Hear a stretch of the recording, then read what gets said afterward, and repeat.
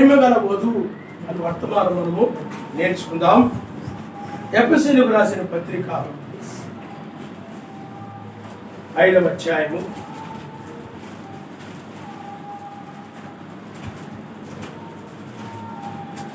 25వ వచనం నుండి మనము పురుషులారా మీరును మీ భార్యలను ప్రేమించుడి. అటువలే మెస్సీయ కూడా సంఘమును ప్రేమించి సమాజమును ప్రేమించి అది కళంకమైనను ముడతయైనను అట్టిది మరి ఏదైనను లేక పరిశుద్ధమైనది గాను నిర్దోషమైనది గాను మహిమగల సమాజము గాను ఆయన తన ఎదుట దాన్ని నిలవబెట్టుకొనవలెను. వాక్యముతో ఉదక స్నానము చేత దాన్ని పవిత్రపరచి పరిశుద్ధపరచుటకై దాని కొరకు తన్ను తాను అప్పగించుకొనెను. హల్లెలూయా. మహిమగల సమాజముగా ఉండాలని ఆయన తన ఎదుట దాన్ని నిలబెట్టుకొనవలని వాక్యముతో ఉదక స్నానము చేత దాన్ని పవిత్రపరిచి పరిశుద్ధపరచుటకై దాని కొరకు తను తాను ఆయన అప్పగించుకుంది. మహిమగల సమాజంగా మహిమగల వధువుగా ఉండాలని ఆయన ఏం చేశారు చెప్పండి? తన కొరకు అనగా ఆయన వధువు కొరకు ఆయన ప్రాణం పెట్టారు. అంటే ఉదక స్నానము అని అంటే వాక్యము చేత ఉదక స్నానం అంటే శిరస్సు నుండి అరికాలు వరకు తలస్నానం చేసినప్పుడు శిరస్సు నుండి అరికాలు వరకు ఆ యొక్క నీటి చేత నువ్వు తరపబడతావు. అలాగే ఇక్కడ కూడా ఉదక స్నానము అంటే వాక్యమే నీరుగా వాక్యము చేత నువ్వు శిరస్సు నుండి అరికాలు వరకు కూడా కడగబడతావు. ఆయన ఇదిగో ఈ తలగడ తడవలేదు, కడగబడలేదు, ఇదిగో చేయి తడవలేదు అని లేకుండా అరికాలు వరకు కూడా అరికాలు కూడా మొత్తము కూడా నీటి చేత ఎలాగైతే తడపబడుతుందో అదే విధంగా వాక్యము చేత ఆయన వధువు పవిత్రపరచబడదని ఇక్కడ చెప్తున్నాడు. ఆయన చూడండి, వాక్యముతో ఉదక స్నానము చేత దానిని పవిత్రపరిచి. నువ్వు స్నానం ఎందుకు చేస్తావు అని అంటే నీ యొక్క తలలో కానీ శరీరం మీద ఉన్నటువంటి ఆ మలినాలు మురికి మొత్తము పోయి నువ్వు చాలా శుభ్రమైన శరీరముగా, అంటే ఏ మురికి ఏమీ లేనటువంటి శరీరముగా శుభ్రమైన శరీరముగా ఉండాలని నీవు ఆ స్నానం చేయడం అనేది జరుగుతుంది. చాలా మంది ఏం చేస్తారు చెప్పండి? సరిగా స్నానం చేయి, ఏదో పైన ఎలా గుమరించుకుని చేస్తా ఉంటారు. అప్పుడు అది సరైనటువంటి పవిత్రముగా అంటే ఆ మురికి వదిలిపోయిన శరీరముగా ఉండదు. కాబట్టి ఆ స్నానాన్ని ఇక్కడ ఏం చేస్తుందంటే వాక్యము చేత పోలుస్తున్నాడు.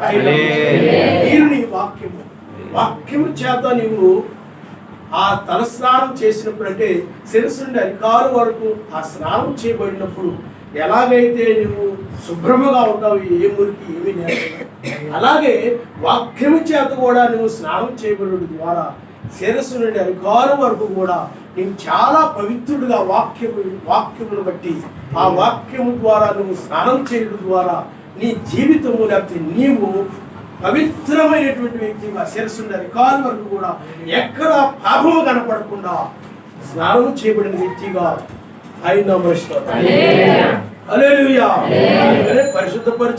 పరిశుద్ధపరచుటకై అందుకని ఆయన ఆ విధంగా కలవడి శిలువలో ఆయన మరణించాడు.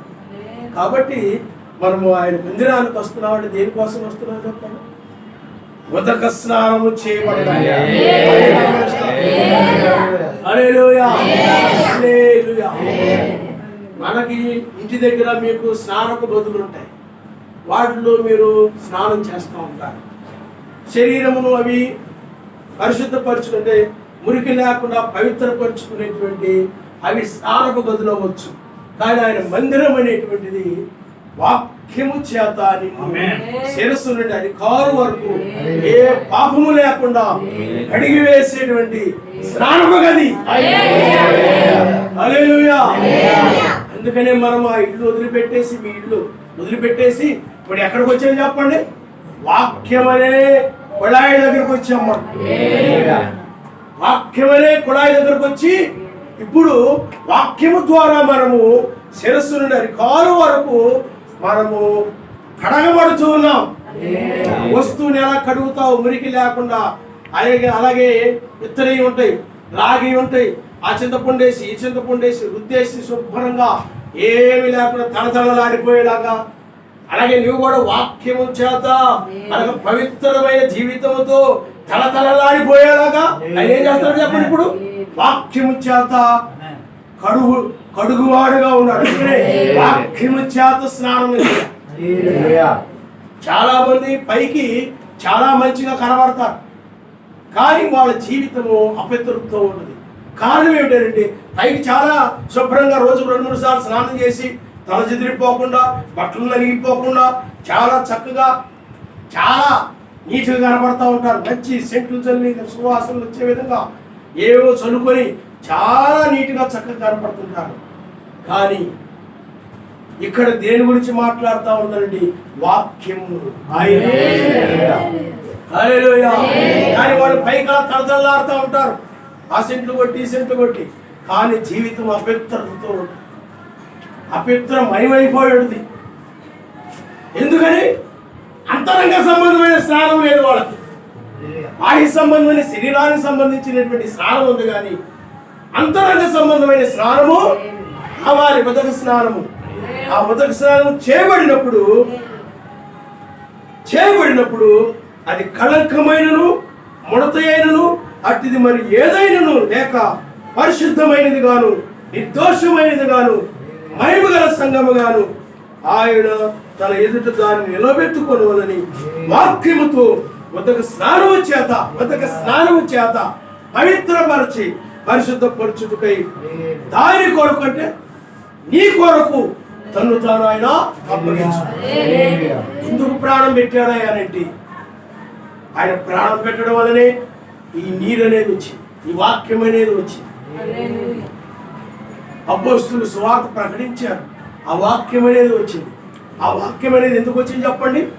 నీవు ముడత మచ్చ కళంకం ఏమీ లేకుండా ఒక పవిత్రమైన సంఘముగా, పరిశుద్ధమైనదిగా, మహిమ కలిగిన సమాజముగా ఉండాలని ఆయన రక్తాన్ని చిందించాడు. దాని కొరకు ఆయన ప్రాణం పెట్టాడు. నీ కొరకు ఆయన ఎందుకు మరణించాడు అంటే ఈ ఉదక స్నానం చేయబడి పవిత్రమైన వధువుగా ఉండాలని ఆయన ప్రాణం పెట్టాడని మనం చూస్తాం. అందుకని దానిని ప్రేమించి, అంటే పురుషులారా మీ భార్యలను ప్రేమించుడి, అటువలే మెస్సయ్య కూడా నీ భార్యను నువ్వు ఎలాగ ప్రేమిస్తావో మెస్సయ్య కూడా తన భార్యను అలాగా ప్రేమిస్తున్నాడు. ఆ ప్రేమ ఏ విధమైన ప్రేమ? నా భార్య చక్కగా తలుగు వెలుగులు బట్టలు వేసుకొని, ఆ మంచి రింగులు జుట్లు పెట్టుకొని, మేకప్ వేసుకొని, ఇలాగా ఐబ్రోస్ చెప్పుకొని, అలాగా ఈ యొక్క రకరకాల నడకలు నడుస్తూ ఈ విధంగా చాలా అందమైనది, చాలా చక్కనిది, చాలా సౌందర్యమైనది అని అనిపించుకోవాలని ఆ విధమైన ప్రేమగా సుఖభోగాలతో లోక భోగాలతో ఆమె ఉండాలని, ఆమెకి లోకంలో ఏ పొదుపు లేకుండా ఆ విధంగా నా భార్యని నేను ప్రేమించాలని ఆ విధమైన ప్రేమగా అయింది. మీరు అర్థమవుతుందండి? ఆయన ప్రేమ ఎలాంటిది అని అంటే ముడత మచ్చ కళంకము ఇంకా అలాంటిది ఏమీ లేకుండా అది మహిమగల సమాజముగా ఉండాలి, మహిమగల సమాజముగా ఉండాలని ఆయన ప్రాణం పెట్టాడని మనం చూస్తున్నాం. అందుకని మత్స్య సంఘాల్లో ఆ సంఘాలన్నీ ఎలా ఉన్నాయి చెప్పండి? యెజబేలు సంఘాలు. యెజబేలు యెజబేలు ప్రేమించాడు. ప్రేమించి ఏం చేశాడు చెప్పండి? ఆమెకు లోకరీతిగా ఏ అడ్డు చెప్పకుండా, పేరుకతడు రాజే కానీ పేరుకతడు పురుషుడే కానీ పెద్దలంతా కూడా యెజబేలు చేస్తా ఉంది. అక్కడ ఆహాబుది ఏమీ లేదు, ఆహాబు మాట ఏమి చెల్లదు. అక్కడ యెజబేలు ఏమి చెప్తే దాని ప్రకారము ఆహాబు నడుస్తుంటాడు, ఆ దేశమంతా నడుస్తూ ఉంటుంది. ఆ యెజబేలు చెప్పిన మాట ప్రకారమే ఆ కుక్క తాకుని వెళ్ళిన రీతిగా ఈ ఆహాబు కూడా ఆవిడ చెప్పినట్టే చేస్తూ ఉంటాడు. ఆమె అధికారం చేస్తూ ఉంటుంది, ఈతడు నడుస్తూ ఉంటాడు. అది చెయ్యి, ఇది చెయ్యి, అది నడు, ఇది నడు, ఆజ్ఞలు జారీ చేస్తూ ఉంది. ఈ ఆహాబు ఆ విధంగా వెళ్తూ ఉండేవాడు. అతడు పైకి బయట మాత్రం పులి, లోపల మాత్రం పిల్లి. బయట మాత్రం రాజులాగా కనబడతా ఉంటాడు, కానీ పిల్లి. ఆ విధంగా ఆ యొక్క ఆహాబు తన భార్యను ప్రేమించి ఆమెకు అధికారం ఇచ్చాడు, బోధించేలాగా ఆమెకు అవకాశం ఇచ్చాడు. ఆ తర్వాత ఆమె కొంతమంది బోధకులని, బయలుదేవత అష్టారోతుల బోధకులని అడ్డు చెప్పకుండా ఆమె లోకరీతిగా ఎలా జీవించాలనుకుంటే ఆ విధంగా జీవించేలాగా ఆమెని ఆ విధంగా ప్రేమించాడు. ఆవిడ ఎలా కావాలనుకుంటే అలా జీవించేలా, ఆవిడ ఏది కొనుక్కున్నా ఏది తెచ్చుకున్నా ఏమి అడ్డు చెప్పకుండా. ఎందుకంటే తన భార్య మీద ప్రేమ, తను ఆమెను బాధ పెట్టకూడదని, ఆమెను ఏమి అనకూడదని.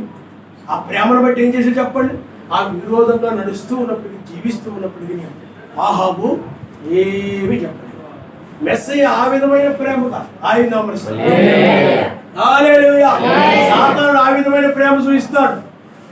మెస్సయ్య అయినట్లయితే ఆమె పవిత్రమైనదిగా, ఆమె యెజబెలు అపవిత్రాలుగా జీవించినా పర్వాలేదు, వాక్యాన్ని మీరిపోయి ఇష్టం వచ్చిన బ్రతికినా పర్వాలేదు, ఏమి అనేవాడు కదా అహం. ఇక్కడ మెస్సయ్య అయినట్లయితే అది పవిత్రమైనదిగా ఉండాలని, మహిమగల సంఘముగా ఉండాలని, హృదయ శుద్ధి కలిగినదిగా ఉండాలని, ఆ విధమైన ప్రేమ తన వధువు పట్ల చూపిస్తూ ఉన్నట్లు మనం చూస్తున్నాం. అలాగని లోకంలో ఆయనకి ఏమి ఇవ్వడని కాదు, అవసరమైన మట్టుకు మాత్రమే ఇస్తారు. ఏ లేక చూడండి, ఏ లేక ఆయన ఏం చేశాడు చెప్పండి, అవసరమైనప్పుడు ప్రతి దినము కొద్ది కొద్దిగా ఎందుకంటే ఆయన మీద ఆధారపడి ఉండేలాగా ఆ విధంగా చేస్తాడు. ఆయన వైపు చూడడం కోసం ఏం చేస్తాడు చెప్పండి, అలా ఇస్తాడు. ఒకేసారి తన వదులు చేసి ఇచ్చేయడు. అది మరి మన్నాన్ని ఎలా కురిపించాడు చెప్పండి, ప్రతి దినము కురిపిస్తూ వచ్చి ఒకే రోజు ఇచ్చేసాడు అనుకోండి, ఆయన మర్చిపోతారు, ఆయన వదిలేస్తారు, వీటిలో మునిగిపోతారు హాయిగా చక్కగా ఈ లోక సంబంధమైన వాటిని చూసుకొని వీటిలో ఆనందపడిపోతూ ఉంటారు అనమాట. అందుకని ఆయన ఏం చేశాడనండి, అనుదినము ఇస్తూ వచ్చాడు. మనకు కూడా వాక్యం అంతా ఒకేసారి ఇవ్వచ్చు, ఇవ్వనా కొద్దిగా వచ్చేవారు ఏం మాట్లాడతాడు అంతా ఒకసారి చెప్పేసాడు అనుకోండి, ఇంకా మనకి ఇంకేందో అంత తెలిసిపోయింది కదా, ఇంకా మనం ఇంకా ఆయన మీద అవసరం ఏముంది, ఆయన మీద మనం ఆధారపడాల్సిన అవసరం. అలా అనుకుని ఆయన మర్చిపోయి ఆయన వైపు చూడకుండా ఆయన వదిలేసి ఆ విధంగా ఉంటారని ఆయన మీద ఆధారపడేలాగా ఏం చేస్తాడు చెప్పండి, మతజాల సంఘాలకు మాత్రము ఆయన ఫుల్లుగా వదిలేస్తాడు. అందుకని అవి ఆయన మీద ఆధారపడవు. అవి చూసుకొని, ఆ ధనాన్ని చూసుకొని, ధన వృద్ధి చూసుకొని, వృద్ధి చెందడం చూసుకొని, ఫస్ట్లో ఏమీ లేదు, ఇప్పుడు జనం బాగా వృద్ధి చెందింది, నా ఆస్తి వృద్ధి చెందింది, నా పేరు వృద్ధి బ్రహ్మాండంగా పైకి వచ్చేసింది, అందరూ నా బంధువులు అందరూ కూడా ఒకప్పుడు ఏమీ లేదు, వీళ్ళు చాలా సూపర్గా ఉన్నారు, చాలా బాగున్నారు, అందరూ కూడా మన గురించి చెప్పుకుంటున్నారు అని మత్స్య సంఘాలు అనుకుంటారు. వాళ్ళు ఎలాగా పరలోకం రారు కాబట్టి ఏడవని తిన్నయి అనుభవించని నశించేవారే కదా, నిత్యశిక్షకి వెళ్ళేవారు కదా, అందుకని వదిలేస్తూ ఉంటారు. చాలా మంది తెలియక ఉంటారండి, మంచోళ్ళకే కష్టాలండి. ఆ దేవుడు కూడా కరికరం ఉండదండి, ఉన్నోళ్ళకే అన్ని ఇచ్చేస్తుంటాడండి, ఆయన పాపులకే అన్ని ఇచ్చేస్తుంటాడండి. కానీ ఎంత యథార్థంగా జీవించిన మనకి ఏమి ఇవ్వట్లేదు ఏంటండి, ఆయన చాలా అన్యాయస్తుడండి అంటున్నారు చాలా తెలియక. కానీ ఆయన అన్యాయస్తుడు కాదు, ఆయన నీకు అమర్చమైన దాన్ని ఇస్తాడు, వారు నిత్య శిక్షను పొందుకుంటారు. ఇంకోటి ఏంటంటే వారు సాతాను మొక్కుతారు కాబట్టి, సాతాను సంబంధించిన వారు కాబట్టి, ఈ లోకము సాతానుది కాబట్టి, సాతాను పిల్లలు కాబట్టి, సాతాను వాళ్ళకి వాడు మొక్కుతూ ఉంటారు కాబట్టి ప్రజలందరూ సాతాను వాళ్ళకి ఇస్తూ ఉంటారు. అందుకనే వాక్యం చెప్తున్నారు, వారు మొక్కినట్లయితే ఇవన్నీ నేను ఇస్తానని సాతాను చెప్పినట్లు మనం చూస్తాం. కాబట్టి పిల్లల ఆయన వధువుని ఆయన ప్రేమిస్తూ ఉన్నాడు. ఏదో లోకంలోది ఆయన ఇవ్వడం లేదని కాదు, నీకు ఆహారం పెట్టడం లేదని. ఎందుకంటే ఆయన చెప్పాడు కాబట్టి. ఆయన ఏం చెప్పాడంటే, నా రాజ్యంలో నా నీతిని మీరు వెతకండి, మీకేమి కావాలో ఆయనకి తెలియదు, వాటిని మీకు అనుగ్రహిస్తాడు కాబట్టి ఆయన ఇస్తాడు, అవి కాదనలేదు. కానీ ఆయన ఉద్దేశం ఏమిటంటే, నీ ఒక పవిత్రమైనటువంటి మహిమగల సంఘముగా ఉండాలనేది, మనకు అతి పరిశుద్ధమైన సంఘముగా ఉండాలనేది, నీ మీద ఆయన చూపిస్తున్నటువంటి ప్రేమ, ఆయన ప్రేమ. అందుకోసమే ఆయన ప్రాణం పెట్టాడు. అందుకోసమే నిన్ను లోకస్తుల మధ్య, బంధువుల మధ్య, అన్యుల మధ్య, పాపుల మధ్య ఉన్నటువంటి నిన్ను, మత్స్యాగ సంఘాలు వెళుతున్న నిన్ను ఆ అపవిత్రమైన బోధల నుండి, అపవిత్రమైన సిద్ధాంతాల నుండి, అపవిత్రమైన మనుషుల నుండి, ఆ వ్యభిచారం నుండి, ఎందుకంటే అపవిత్రత వ్యభిచారం, అలాంటి వారందరి నుండి కూడా, అలాంటి సంఘాలన్నింటి నుండి కూడా నిన్ను ప్రత్యేకపరిచాడు.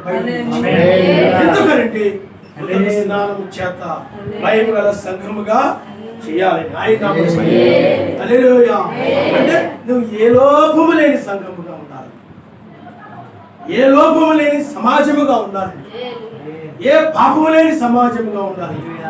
అది చూస్తున్నాడు ఆయన. అంతేగాని ఏ యొక్క లోటు లేకుండా మీకు చూడాలి బాగా అనేది కదా ఆయన ఉద్దేశం. మీకు అర్థమైందా? ఆ ఉద్దేశం ఎవరు కలిగి ఉండాలంటే లౌకిక సంఘం కలిగి ఉంది. ఏ కొదువు ఏమి లేకుండా అన్ని చేయాలని ఆ లౌకిక సంఘము అభిప్రాయంతో ఉంది. కానీ ఇక్కడ ఆయన ఉద్దేశం ఏమిటంటే, నీలో ఏ లోపము లేకుండా ఉన్నప్పుడే ముడత, మచ్చ, కళంకము ఇక్కడ రాయబడింది. చూడండి అది కళంకమైనను, ముడతైనను, మరి అటు ఏదైనా లేకుండా అది పరిశుద్ధమైనది గాను, నిర్దోషమైనది గాను, మహిమగల సంఘము గాను, అది మహిమగల సమాజము గాను ఆయన దాన్ని తన ఎదురు నిలబెట్టుకోవాలని. కాబట్టి పిల్లారా, అంటే ఏ లోపము లేని సమాజముగా, ఏ లోపము కనబడినటువంటి సమాజముగా ఉండాలని ఆ విధంగా నిన్ను ఆయన ప్రేమిస్తూ ఉన్నాడు.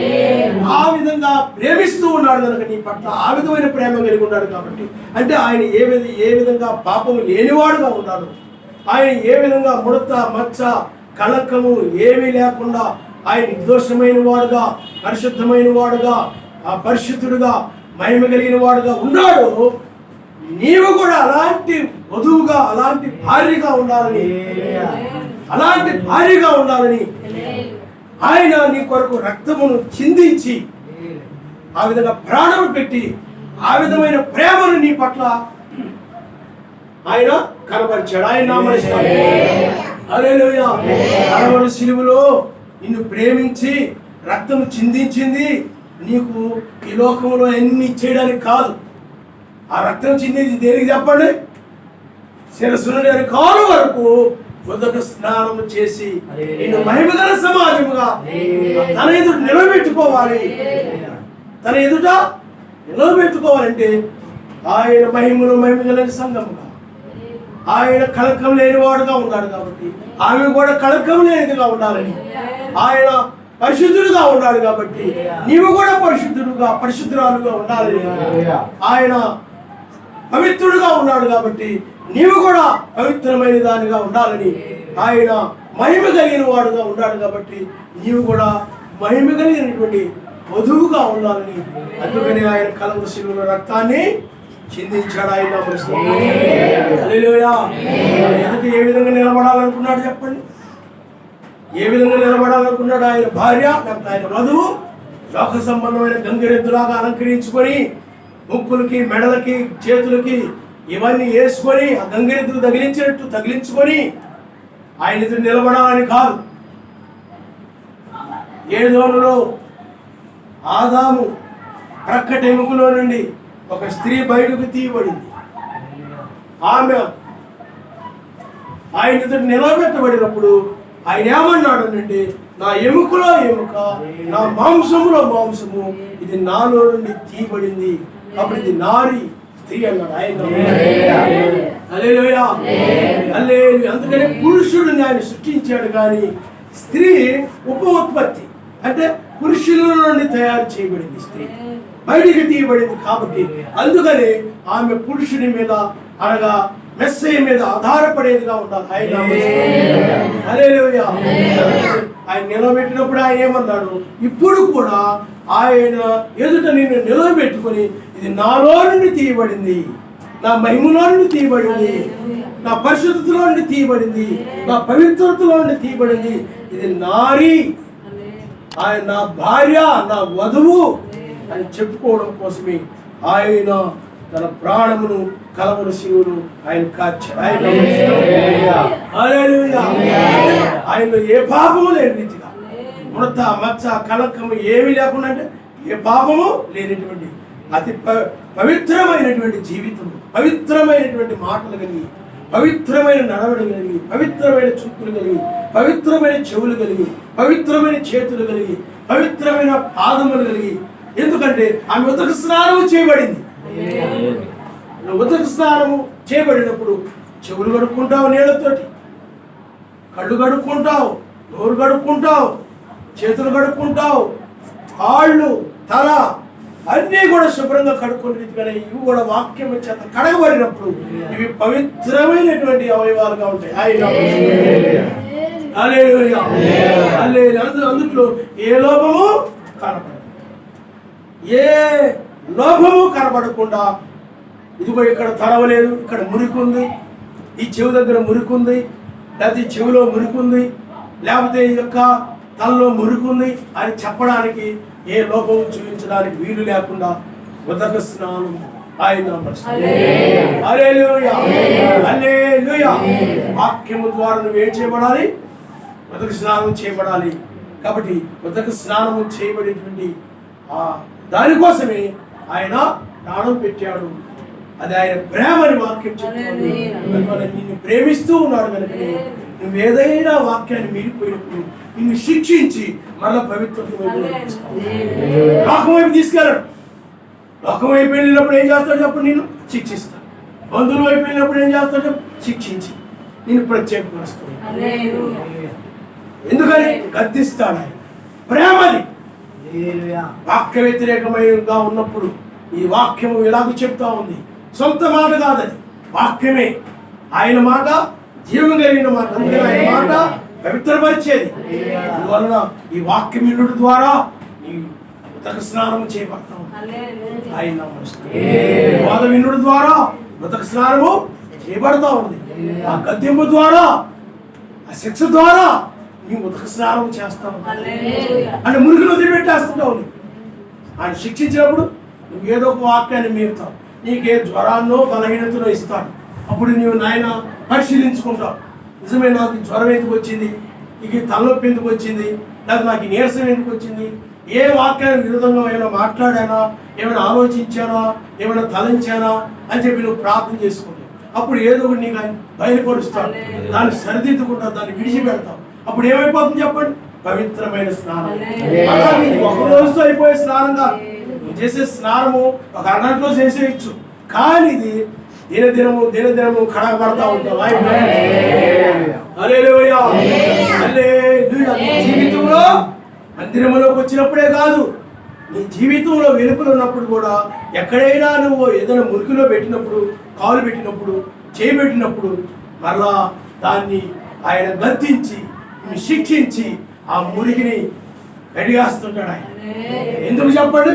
పవిత్రమైనదిగా ఉండాలి, మహిమ కలిగినదిగా ఉండాలని ఆయన అలాంటి భార్యను ఆయన తీసుకొని వెళ్తానని వాగ్దానం చేశాడు. కాబట్టి ఎలాంటి పడితే అలాంటి దానిగా, ఏ విధంగా పడితే ఆ విధంగా జీవించేటువంటిది ఆయన వధువు కాదు. ఇలాంటి సంఘాలు ఉన్నాయి, వాళ్ళు ఇష్టం వచ్చినట్లు జీవిస్తూ ఉంటారు, ఇష్టం వచ్చినట్లు అపవిత్రంగా జీవితాలు జీవిస్తూ ఉంటారు, వ్యభిచారాలు చేస్తుంటారు, త్రాగుతుంటారు, దొంగతనాలు చేస్తుంటారు, నరహత్యలు చేస్తూ ఉంటారు, బూతులు తిడతా ఉంటారు. ఏమండి? ఆ విధంగా ఇష్టం వచ్చినట్లు జీవిస్తూ ఉంటారు, కక్ష కలిగి ఉంటారు, క్రోధం కలిగి ఉంటారు. ఎవరైనా తన భార్యను కొట్టే పని అయితే తన శరీరాన్ని కొట్టుకోవాలి. ఎందుకనంటే నీవు నీ భార్యని, నీ శరీరాన్ని ప్రేమించినట్లుగా ప్రేమించాలని వాక్యం చెప్తుంది. హల్లెలూయా. ఎప్పుడైతే నీ భార్యను కొడతావో అప్పుడు నీ శరీరాన్ని కొట్టుకున్నట్టు లెక్క, నువ్వు కొడుతున్నట్టు లెక్క. అది వాక్య వ్యతిరేకమైనటువంటి ప్రేమ. అది నిజమైన ప్రేమ కాదు. నిజమైన ప్రేమ నీ శరీరాన్ని ఎలా చూసుకుంటావు, నీ భార్యను కూడా అలాగే నువ్వు ప్రేమిస్తావని వాక్యం చెప్తావు. అందుకని మెసేజ్ కూడా నిజమైన ప్రేమ, నిజమైన ప్రేమ. అందుకని ఆయన ఎలాగైతే తను ప్రేమించుకుంటున్నాడు అదే విధంగా నిన్ను కూడా ఆయన ప్రేమిస్తాడు. ఎందుకంటే ఆయనలో నీవు ఉన్నావు, ఆయన శరీరంలో నీవు ఉన్నావు. ఎందుకంటే ఆయన శరీరాన్ని నీవు ఆయన యొక్క శిరస్సు అయి ఉన్నాడు కనుక అందువలన ఆయన ప్రేమ ద్వారా ఆయన ముడత మచ్చ కళంకము ఏమీ లేకుండా మహిమగల సమాజముగా ఉండాలని ఆయన నిన్ను ప్రేమిస్తూ ఉన్నాడు. హల్లెలూయా. ఆ ప్రేమ కోసం ఏం చేసి చెప్పండి, ఆమెను కొట్టలా, ఆయనే ఆమె కోసం కలవరి శిలువలో మరణించాడు. ఆయన మరణించి ఆ ప్రేమను చూపించాడు. ఆ ప్రేమ ప్రకారం నిన్ను కూడా నడవమన్నాడు. అందుకని యోహాను సువార్త 15వ అధ్యాయం ఎలా ఉందో ఏం రాయబడి ఉందండి, ఆయన యొక్క ప్రేమను మీరు చూడండి. నిజంగా తన సహోదరులను ప్రేమించేవాడు ప్రాణం పెట్టబద్దులై ఉన్నారు. ఆయన ప్రాణం తీసేవాడుగా ఉంటాడు, ప్రాణం పెట్టేవాడుగా ఉంటాడు. అందుకనే ఆయన మన ప్రాణాలు తీయడు. ఆయన గద్దించిన శిక్షించిన ఆయన చెడుతనం నుండి బయటికి తీసుకొచ్చేవాడుగా ఆయన ఉంటాడు. ఆయన హల్లెలూయా, హల్లెలూయా. మనము దానియేలు గ్రంథంలోనికి మనం ఒకసారి వెళ్దాం. దానియేలు గ్రంథము 6వ అధ్యాయము మొదటి నుండి ఒకసారి చదువమ్మా. దానియేలు గ్రంథము 6వ అధ్యాయము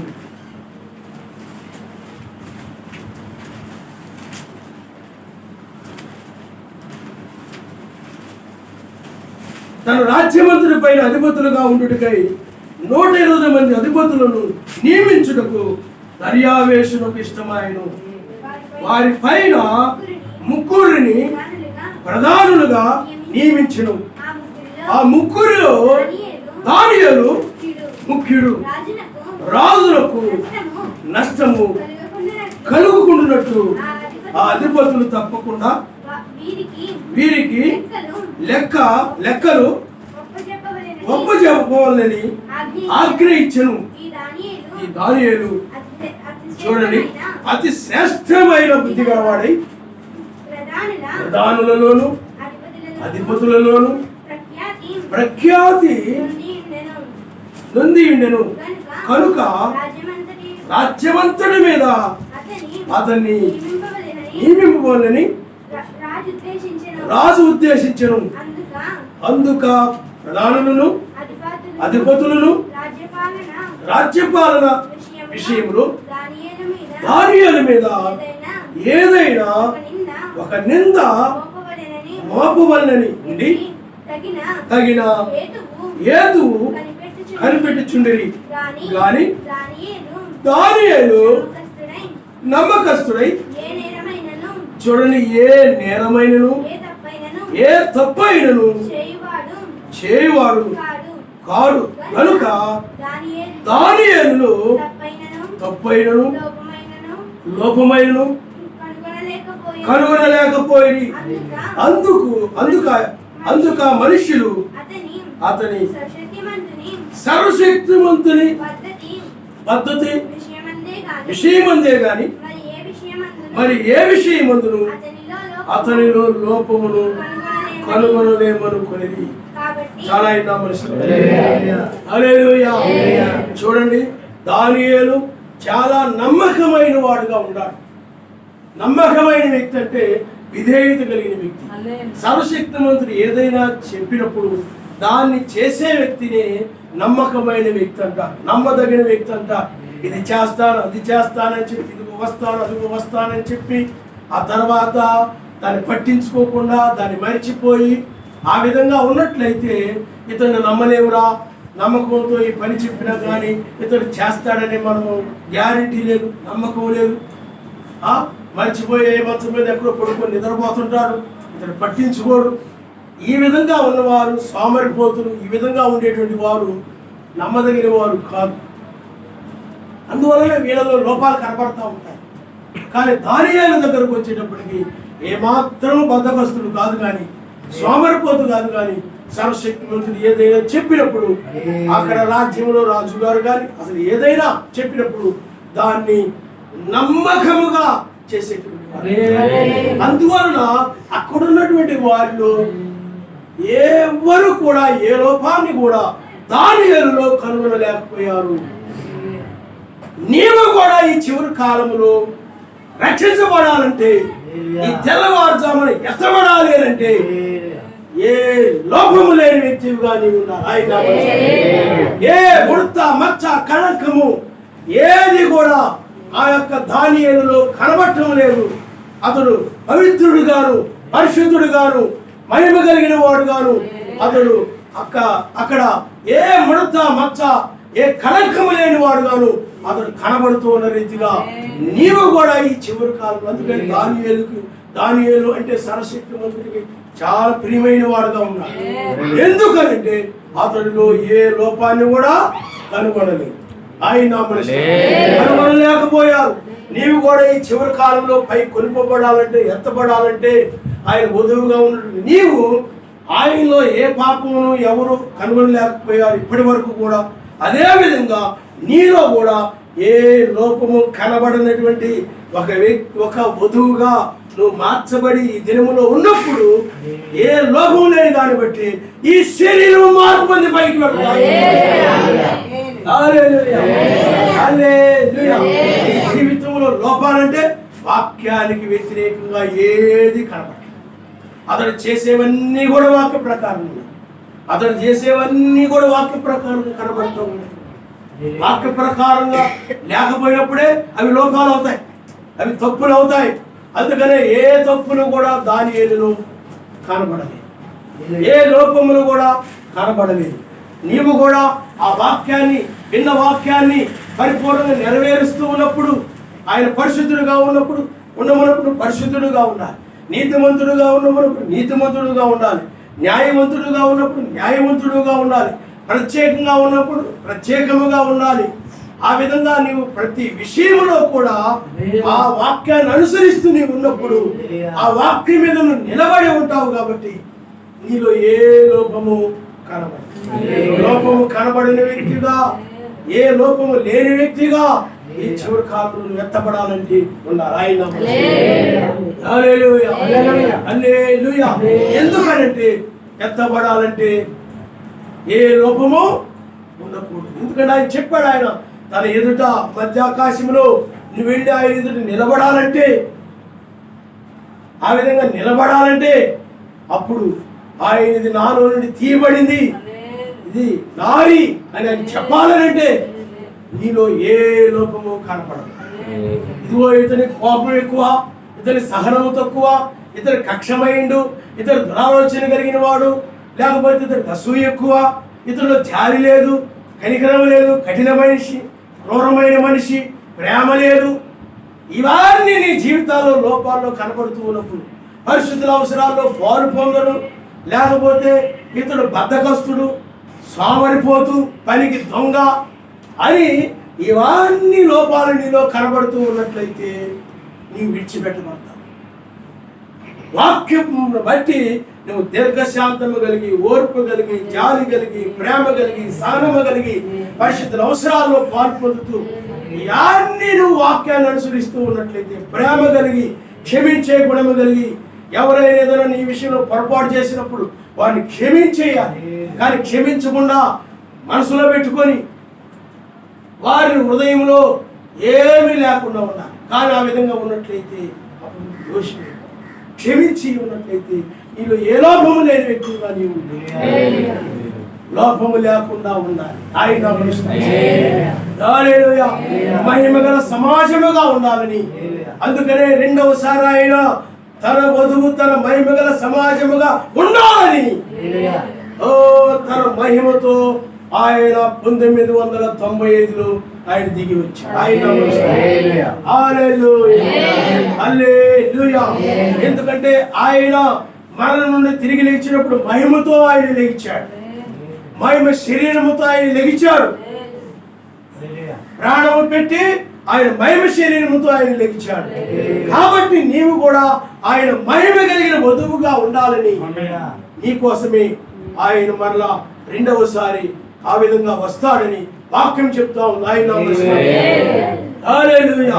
చూడండి, మనము ఆ మత్తయి సువార్త 16వ అధ్యాయము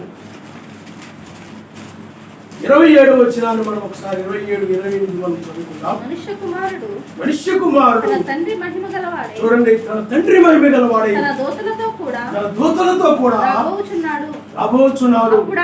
అప్పుడు ఆయన ఎవరి క్రియలు చొప్పున వానికి ఫలమిచ్చును. ఇక్కడ నిలిచిన వారిలో కొందరు మనుష్య కుమారుడు తన రాజ్యముతో వచ్చుట చూచు వరకు మరణము రుచి చూడరని నిశ్చయముగా మీతో చెప్పుచున్నాను. చూడండి, ఆ శిష్యులందరిలో కూడా ఆయన పేతురుని, యోహానుని, యాకోబుని ప్రత్యేకంగా కొండ మీద తీసుకువెళ్ళాడని 17వ అధ్యాయంలో మనం చదవగలుగుతాం. తర్వాత చదువుతాం.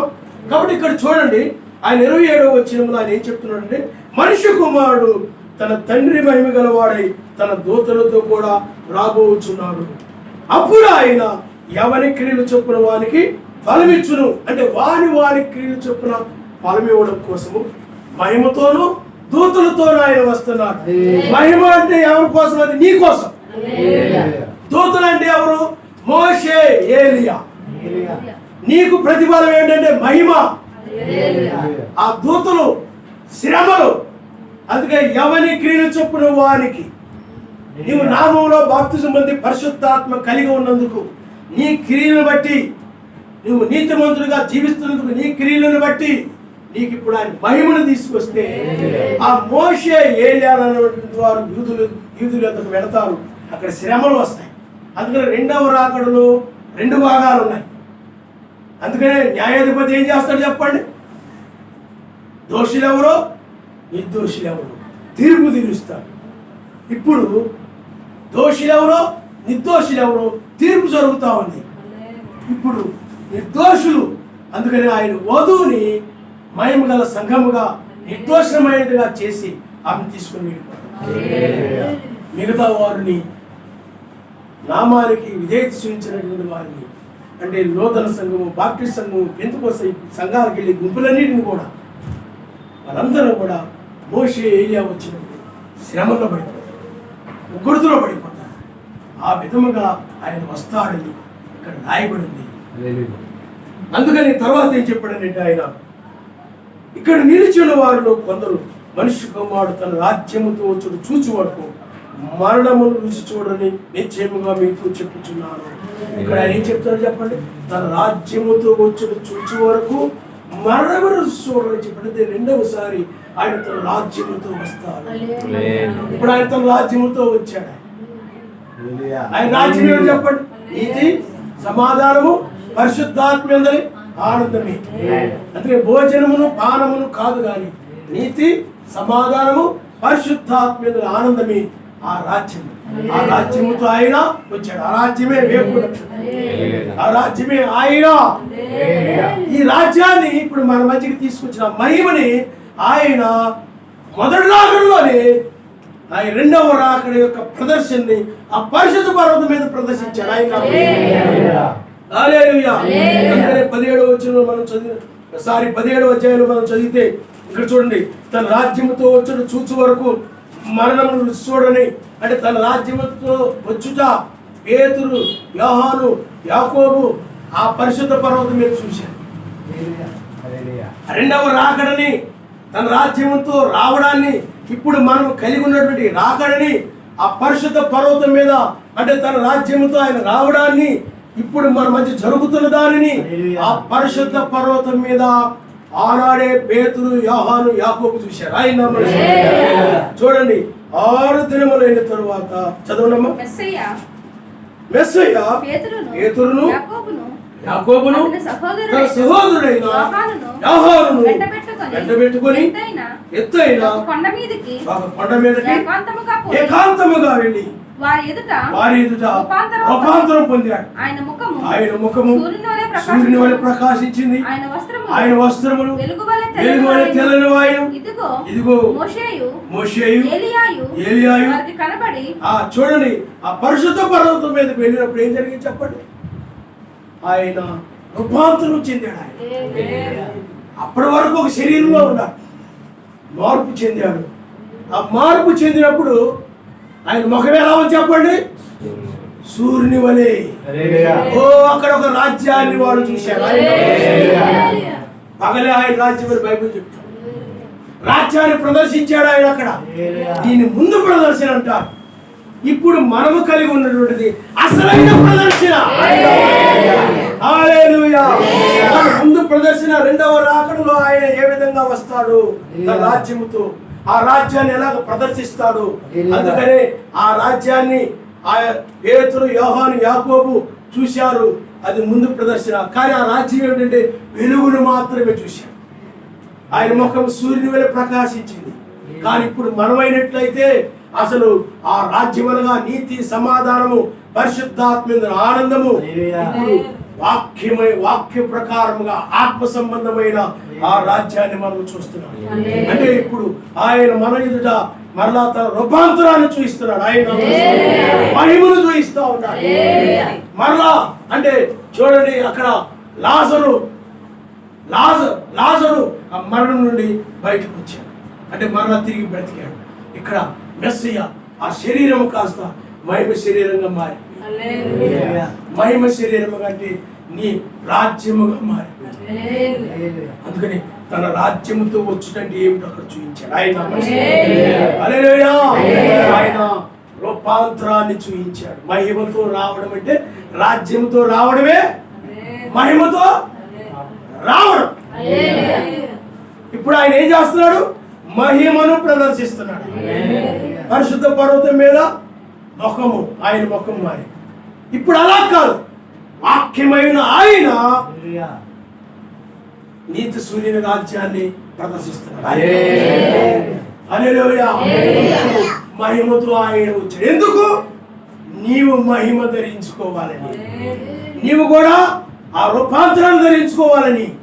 ఆయన శరీరము రూపాంతరం చెందిన రీతిగా పరిశుద్ధ పర్వతం మీద నీ శరీరము కూడా రూపాంతరం చెందాలని ఇప్పుడు ఆయన తన రాజ్యముతో వచ్చాడు, తన మహిమతో వచ్చాడు. ఆయన హల్లెలూయా. మహిమ రూపాలుగా మారి యాషువతో నుండును, యాషువతో నుండును. మహిమ రూపముగా మారి యాషువతో నుండును, యాషువతో నుండును. మాటి కూరలెల్లప్పుడు బలహీనమై నశించునది, మాటి కూరలెల్లప్పుడు బలహీనమై నశించునది. చేతులతో చేయబడని, చేతులతో చేయబడని నిత్యమైనను జీవించెదను, నిత్యమైనను జీవించెదను. ఓ నిత్య మహిమలో మనము జీవించడం కోసము ఆయన ఆ మహిమను తీసుకుని వచ్చాడు, ఆ మహిమను ప్రదర్శించాడు. అందుకని క్షయమయ్యే ఆయన శరీరము కాస్త అక్షయమైన శరీరంగా మారిపోయింది.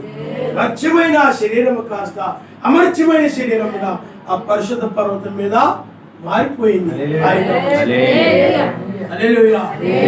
లోకాసు వార్తలు ఏమంటుందంటే అక్కడ పేతురు, యోహాను, యాకోబు ఆ మొత్తులుగా నిద్రమొత్తులో ఉన్నారు వాడు. కానీ వాడు మేలుకొని చూసినప్పుడు మహిమను చూశామన్నారు. హల్లెలూయా. కాబట్టి పిల్లారా, అందుకనే పేతురు గారు ఈ దర్శనాలు చూశాడు కాబట్టి, ఈ దర్శనం అన్నమాట, దర్శనాలు చూశాడు కాబట్టి పేతురు గారు తన పత్రికలు ఏమి రాస్తున్నారంటే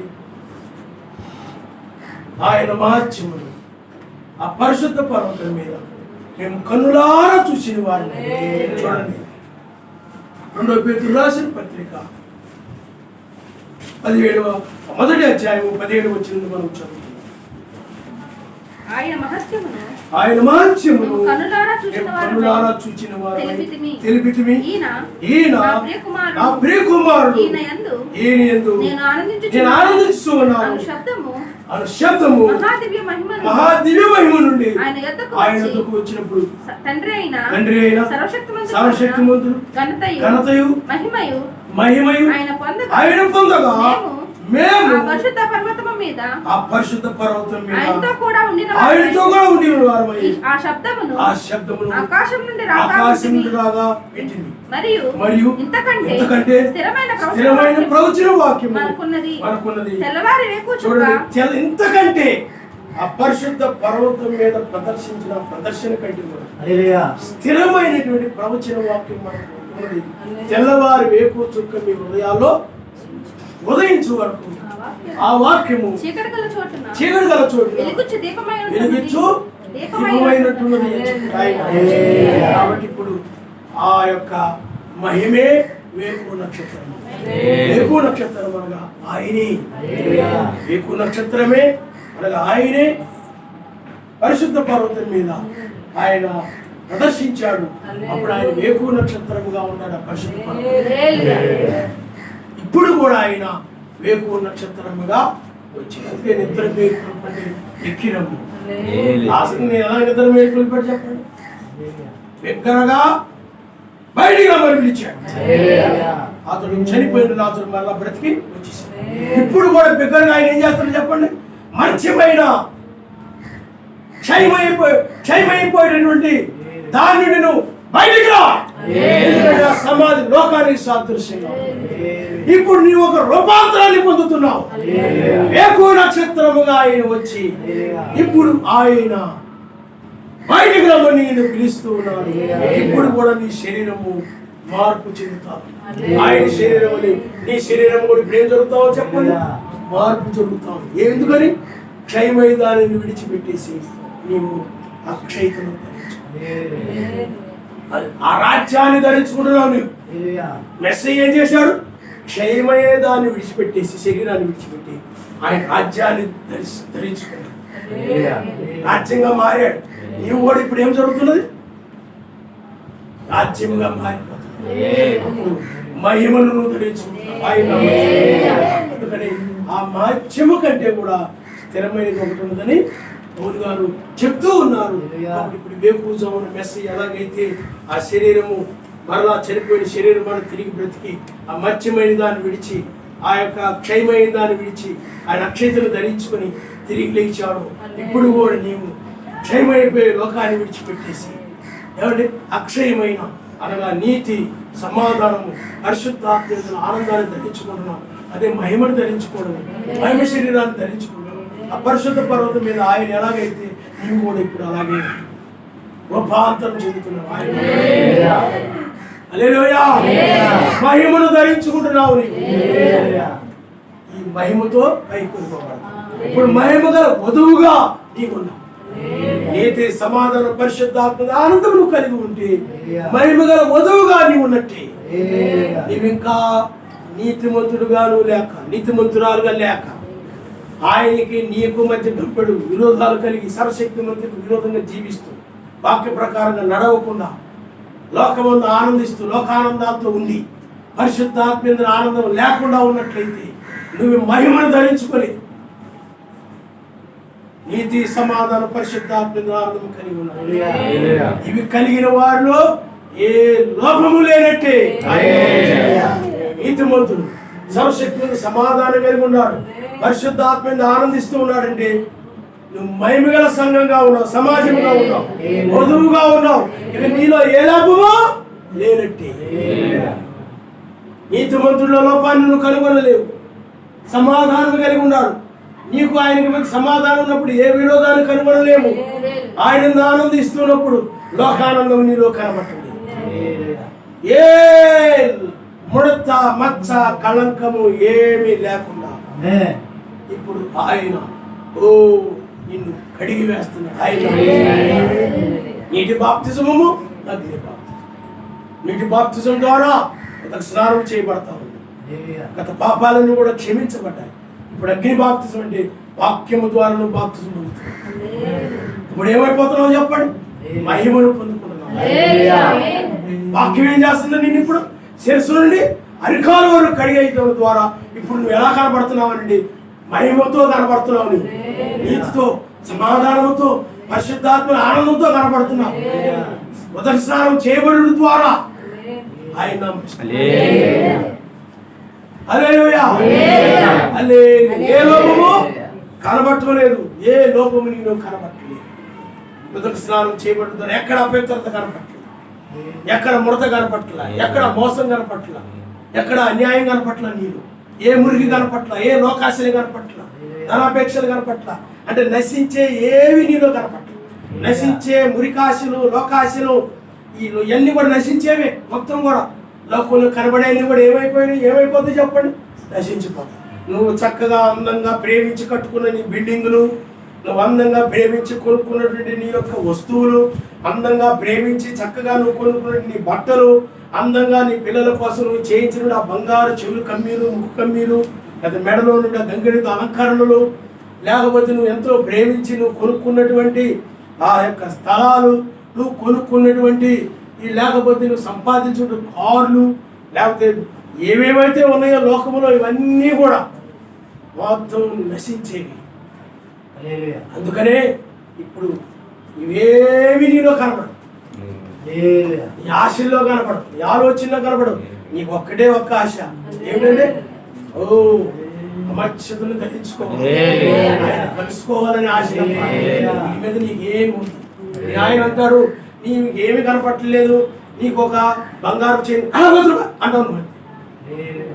అర్థం ఏమంటావు చెప్పండి? మా ఆయన చాలా ప్రేమతో కొంటున్నాడు కదా అనుకో. నీకు 25,000 30,000 పెట్టి కొనాలనుకుంటున్నాను నేను మంచి మంచి బట్టలు వేసుకొని, రంగురంగుల బట్టలు వేసుకొని, ఈ యొక్క గంగిరెద్దులాగా రకరకాల బట్టలు వేస్తారు. ఆ రకరకాల బట్టలు వేసుకొని, రంగురంగుల బట్టలు వేసుకొని, ప్యాంట్లు వేసుకొని, జీన్స్ ప్యాంట్లు వేసుకొని రకరకాలుగా నేను తిరుగుతున్నాను. నీకు కూడా అలాంటివి కొంటానప్పుడు, విలువైనవి కొంటానప్పుడు బాధలు కొంటాను. కడగబడ్డావు నీవు.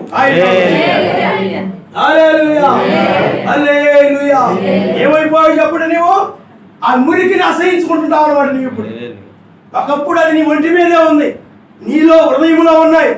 ఇప్పుడు నువ్వేమనుకుంటావంటే అసహించుకుంటా ఉంటావు. నీ భర్త ధనాపేక్ష కలిగి నేను ఇలా సంపాదించాలి, అలా చేయాలి, ఇలా చేయాలి, నా బిడ్డల కష్టాలన్నీ తీర్చాలి, నా భార్య కష్టాలన్నీ తీర్చాలి, తుమారు బాధపడిపోతుంది. ఇప్పుడు కడగబడినప్పుడు ఏమైపోతుంది చెప్పండి? ఆ ధనాపేక్ష నీలో పోతుంది. ఆపేక్ష పోయింది, మురిగిపోయింది. అర్థమైందా? ఆ మురికి పోయింది. ఇంతకుముందు నీకు విపరీతమైన కోపం ఉండేది. ఎవరైనా నీకు ఎదురు సమాధానం చెప్తే, ఎదురు సమాధానం చెప్తే కయ్యమని లేచిపోయేవాడు. ముక్కు మీద ఉండేది కోపం. వాడు ఏదన్నా అనగానే ముఖం అలా పెట్టుకుని ఎదురు సమాధానం చెప్తే నేను ఏదన్నానో అదే తప్ప నాకు ఎదురు మాట్లాడడానికి లేదు అనుకుని నువ్వు ఓర్పు సహనము లేకుండా, లేకపోతే ఏదైనా కానీ నువ్వు అపార్థం చేసుకొని, దురాలోచనగా తీసుకొని, సహనము లేకుండా ఆ మాటే చెల్లాలా, అది అబద్ధమైన సత్యమైన ఏదైనా కానీ నేను చెప్పిందే చేయాలా, అది వాక్య ప్రకారం అయితే పర్వాలేదు. వాక్య వ్యతిరేకమైనది అన్నప్పుడు కూడా నువ్వేం చేస్తావు చెప్పు? ఆ కోపం పెట్టుకొని అలగడము, తిండి తినకుండా ఉండడము, ఇంట్లో వాడితో మాట్లాడకుండా ఉండడము, అవన్నీ బ్రహ్మం గారు ఏం చెప్పారంటే, అసలు బైబిల్ ఏం చెప్తున్నదంటే నీ కోపం సాయంత్రానికి పోవాలి. పోయి మళ్ళీ మరుసటి రోజు మామూలుగా ఉండాలి. కొన్ని రోజులు కొంతమంది కోపం కొన్ని దినాలు పోదు, అదే కక్ష పెట్టుకొని ఉంటారు, అదే మనసులో పెట్టుకుని ఆ తప్పును, ఎదురోళ్ళ తప్పును అలా మనసులో పెట్టుకుని సంవత్సరాలు గడుపుతూ ఉంటారు. కాదని ఒకప్పుడు నువ్వు ఆ విధంగా ఉండేవాడిని. ఇప్పుడు కడగబడినప్పుడు ఏమైపోయింది చెప్పండి? సాయంత్రం కల్లా దాన్ని మర్చిపో. కోపం నీలో పోయింది, ఇప్పుడు సహనం వచ్చేసింది. ఇంతకుముందు ఎవరైనా ఒక నింద మోపితే నువ్వు తట్టుకోలేక, ఎవరైనా లేని మాట నిన్నంటే అది భరించమన్నది బైబిల్లో. కానీ అప్పుడు ఏం చేసేవాడు అంటే, ఎవరైనా లేని మాట అంటే కై లేచి బుద్ధులు తిట్టడము, ఆ ఇంట్లో ఈసిరేసి అలా చేసి ఇలా చేసి గందరగోళం చేసేవాడు. అయి పగలు కొట్టి ఈ పగలు కొట్టి గందరగోళం చేసేవాడు. ఇప్పుడు ఏమైపోయింది చెప్పండి? కడగబడిన తర్వాత నీలో మెస్సయ్యని సిలువ వేస్తున్నప్పుడు ఎంత ఓర్పు కలిగి ఉన్నాడో నీలో కూడా ఏమొచ్చేసింది చెప్పండి? ఓర్పు వచ్చేసింది. కోపం రావట్లేదు, దూషిస్తుంటే కోపం రావట్లేదు, జాలి పడుతున్నావు, నిందిస్తుంటే కోపం రావట్లా, జాలి పడుతున్నావు. ఎందుకు వచ్చింది మార్పు? కడగబడ్డావు.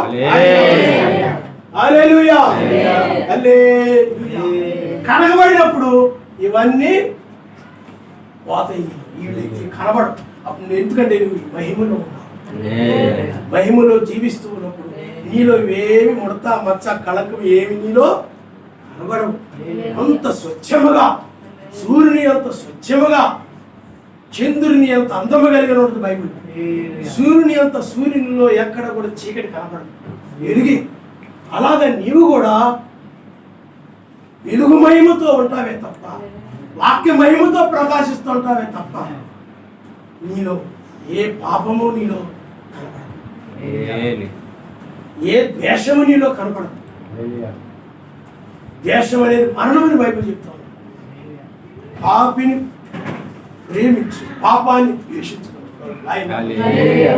హల్లెలూయా, హల్లెలూయా. కాబట్టి నీకు ఇప్పుడు ఆ మహిమలోని వెళ్ళినప్పుడు, ఆ మహిమను ధరించుకున్నప్పుడు ఏ పాపము నీలో కనబడదు, ఏ ఆపేక్షలు నీలో కనబడదు, లోకాపేక్షలు ఏమి నీలో కనబడవు. లోక స్నేహాలు నీకు ఉండొచ్చు ఇంతకుముందు. అవిశ్వాసులతో విజ్జోడుగా ఉండడం, వారితో లోక విషయాలు మాట్లాడడం, లోకముచ్చట్లు మాట్లాడుకోవడం, లోకంలో ఆ వస్తువుల గురించి, ఆ చీరల గురించి, సామాన్ల గురించి, లేకపోతే ఆ షాపుల గురించి. ఒకరిద్దరు ముగ్గురు ఎక్కడైనా చేరారంటే అదే వ్యవహారం. డబ్బున్న వాళ్ళకైతే ఇంక అదే కబుర్లు. వాళ్ళ దగ్గర డబ్బు ఉంటాయి కాబట్టి కొత్త షాప్ ఓపెనింగ్ చేశారంట కదా, మీరు వెళ్ళి ఆ షాపులో కొనుక్కున్నారా, ఈ షాపులో కొనుక్కున్నారా, అక్కడ తప్పు రేటు వస్తున్నాయంట కదా, ఇలా వస్తున్నాయంట కదా, అలా వస్తున్నాయి. వీడి గురించే కబుర్లు, వీడి గురించే వ్యవహారాలు. ఆ విధముగా జీవించే వ్యక్తి కాస్త ఇప్పుడు మహిమను ధరించుకున్న తర్వాత ఆ విషయాలన్నీ పోయి ఇప్పుడు మెస్సేని గురించి మాట్లాడతావు, సెకండ్ కమింగ్ గురించి మాట్లాడతావు, ఈ మహిమను గురించి మాట్లాడతావు. అయినా మనిషితో హల్లెలూయా, హల్లెలూయా. ఇవన్నీ లోక సంబంధమైన ఏమైపోతుందో చెప్పండి, మొత్తము కూడా నశించిపోతాయి. శోధనలో సహనము కలిగి ఉంటారు. ఎంతమంది ఏదైనా శోధనలు వచ్చినప్పుడు, శ్రమలు వచ్చినప్పుడు, నిందలు వచ్చినప్పుడు ఆ శోధనలో నిలబడలేక, చూడండి, ఆ శోధనలో నిలబడలేక యోబు భార్య దూషించి మరణముఖమని యోబుతో చెప్తావు. నీవు కూడా చాలాసార్లు ఈ బాధలు పడలేక నీవు కూడా ఇంట్లో వాళ్ళని నువ్వు దూషించుండొచ్చు. ఎందుకే నిన్ను అనవసరంగా నేను నిన్ను చేసుకున్నాను, చచ్చినా బాగుండు, ఎందుకు ఈయన నేను చేసుకున్నాను, చచ్చినా బాగుండు ఈయన, లేకపోతే వీళ్ళు ఎందుకు నాకు పుట్టారు, వీళ్ళు చచ్చినా బాగుండి పిల్లలు అని రకరకాలుగా నీవు ఆ కీడు తలంపులు తలంచావేమో, కీడు ఆలోచించావేమో. యోబు భార్య ఆ విధంగా ఆలోచించింది. నీవు అమర్చతను ధరించుకున్నప్పుడు యోబు అని ఆ యొక్క యోబు భార్య వల్ల మాట్లాడకుండా యోబు వల్ల మాట్లాడతావు. ఆయన మాట్లాడినట్లు మాట్లాడుతున్నావు.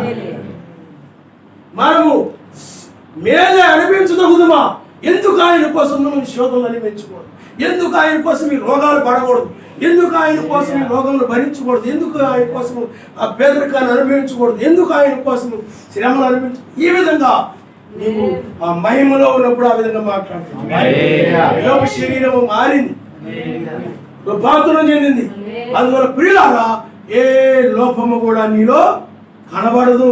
అందుకని నువ్వు ఎక్కడ ఎతికినా కానీ, నీ చెవులు చూసినా, నీ కళ్ళు చూసినా, నీ నోరు చూసినా, నీ నోటి మాటల్లో కూడా అపవిత్రమైన మాటలు, వ్యర్థమైన సరసోక్తులు, లోక సంబంధమైన సరసోక్తులు ఇవేమి నీలో లేకుండా పిల్లారా క్షేమాభివృద్ధికరమైన అనుకూలమైన వచ్చిన విభేదాలు పెట్టే మాటలు కాకుండా, వాళ్ళ మీద వీళ్ళకి కొండాలు చెప్పే మాటలు కాకుండా, విభేదాలు పెట్టే మాటలు కాకుండా, అవి సమాధానపరిచేటువంటి మాటలుగా ఉంటాయి.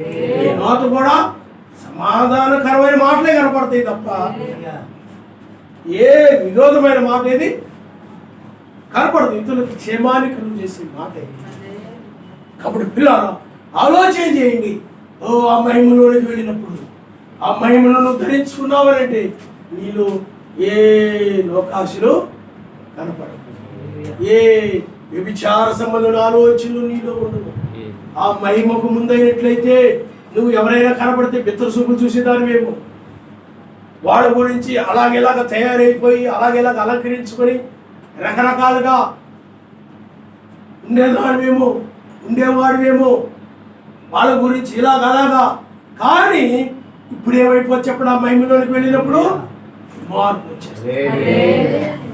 ఏమొచ్చా చెప్పండి, మార్పు వచ్చేస్తుంది. ఇంకా నీలో ఏ పాపము నీలో కనపడదు, కళల్లో కనపడదు, మాటలు చెవులు వినడంలో ఇంతకుముందు అయినట్లయితే ఆ రాజకీయాల గురించో ఆ యొక్క సినిమాల విషయాల గురించో లేకపోతే పాటలు వినడము, లేకపోతే చెవుల ద్వారా వ్యర్థమైన మాటలు, లోక విషయాలు, ఆ వ్యాపార సంబంధించిన విషయాలు, రాజకీయ సంబంధించిన విషయాలు, ఈ యొక్క ఆటలకు సంబంధించిన విషయాలు, ఇవన్నీ నువ్వు వింటూ ఉండవచ్చు.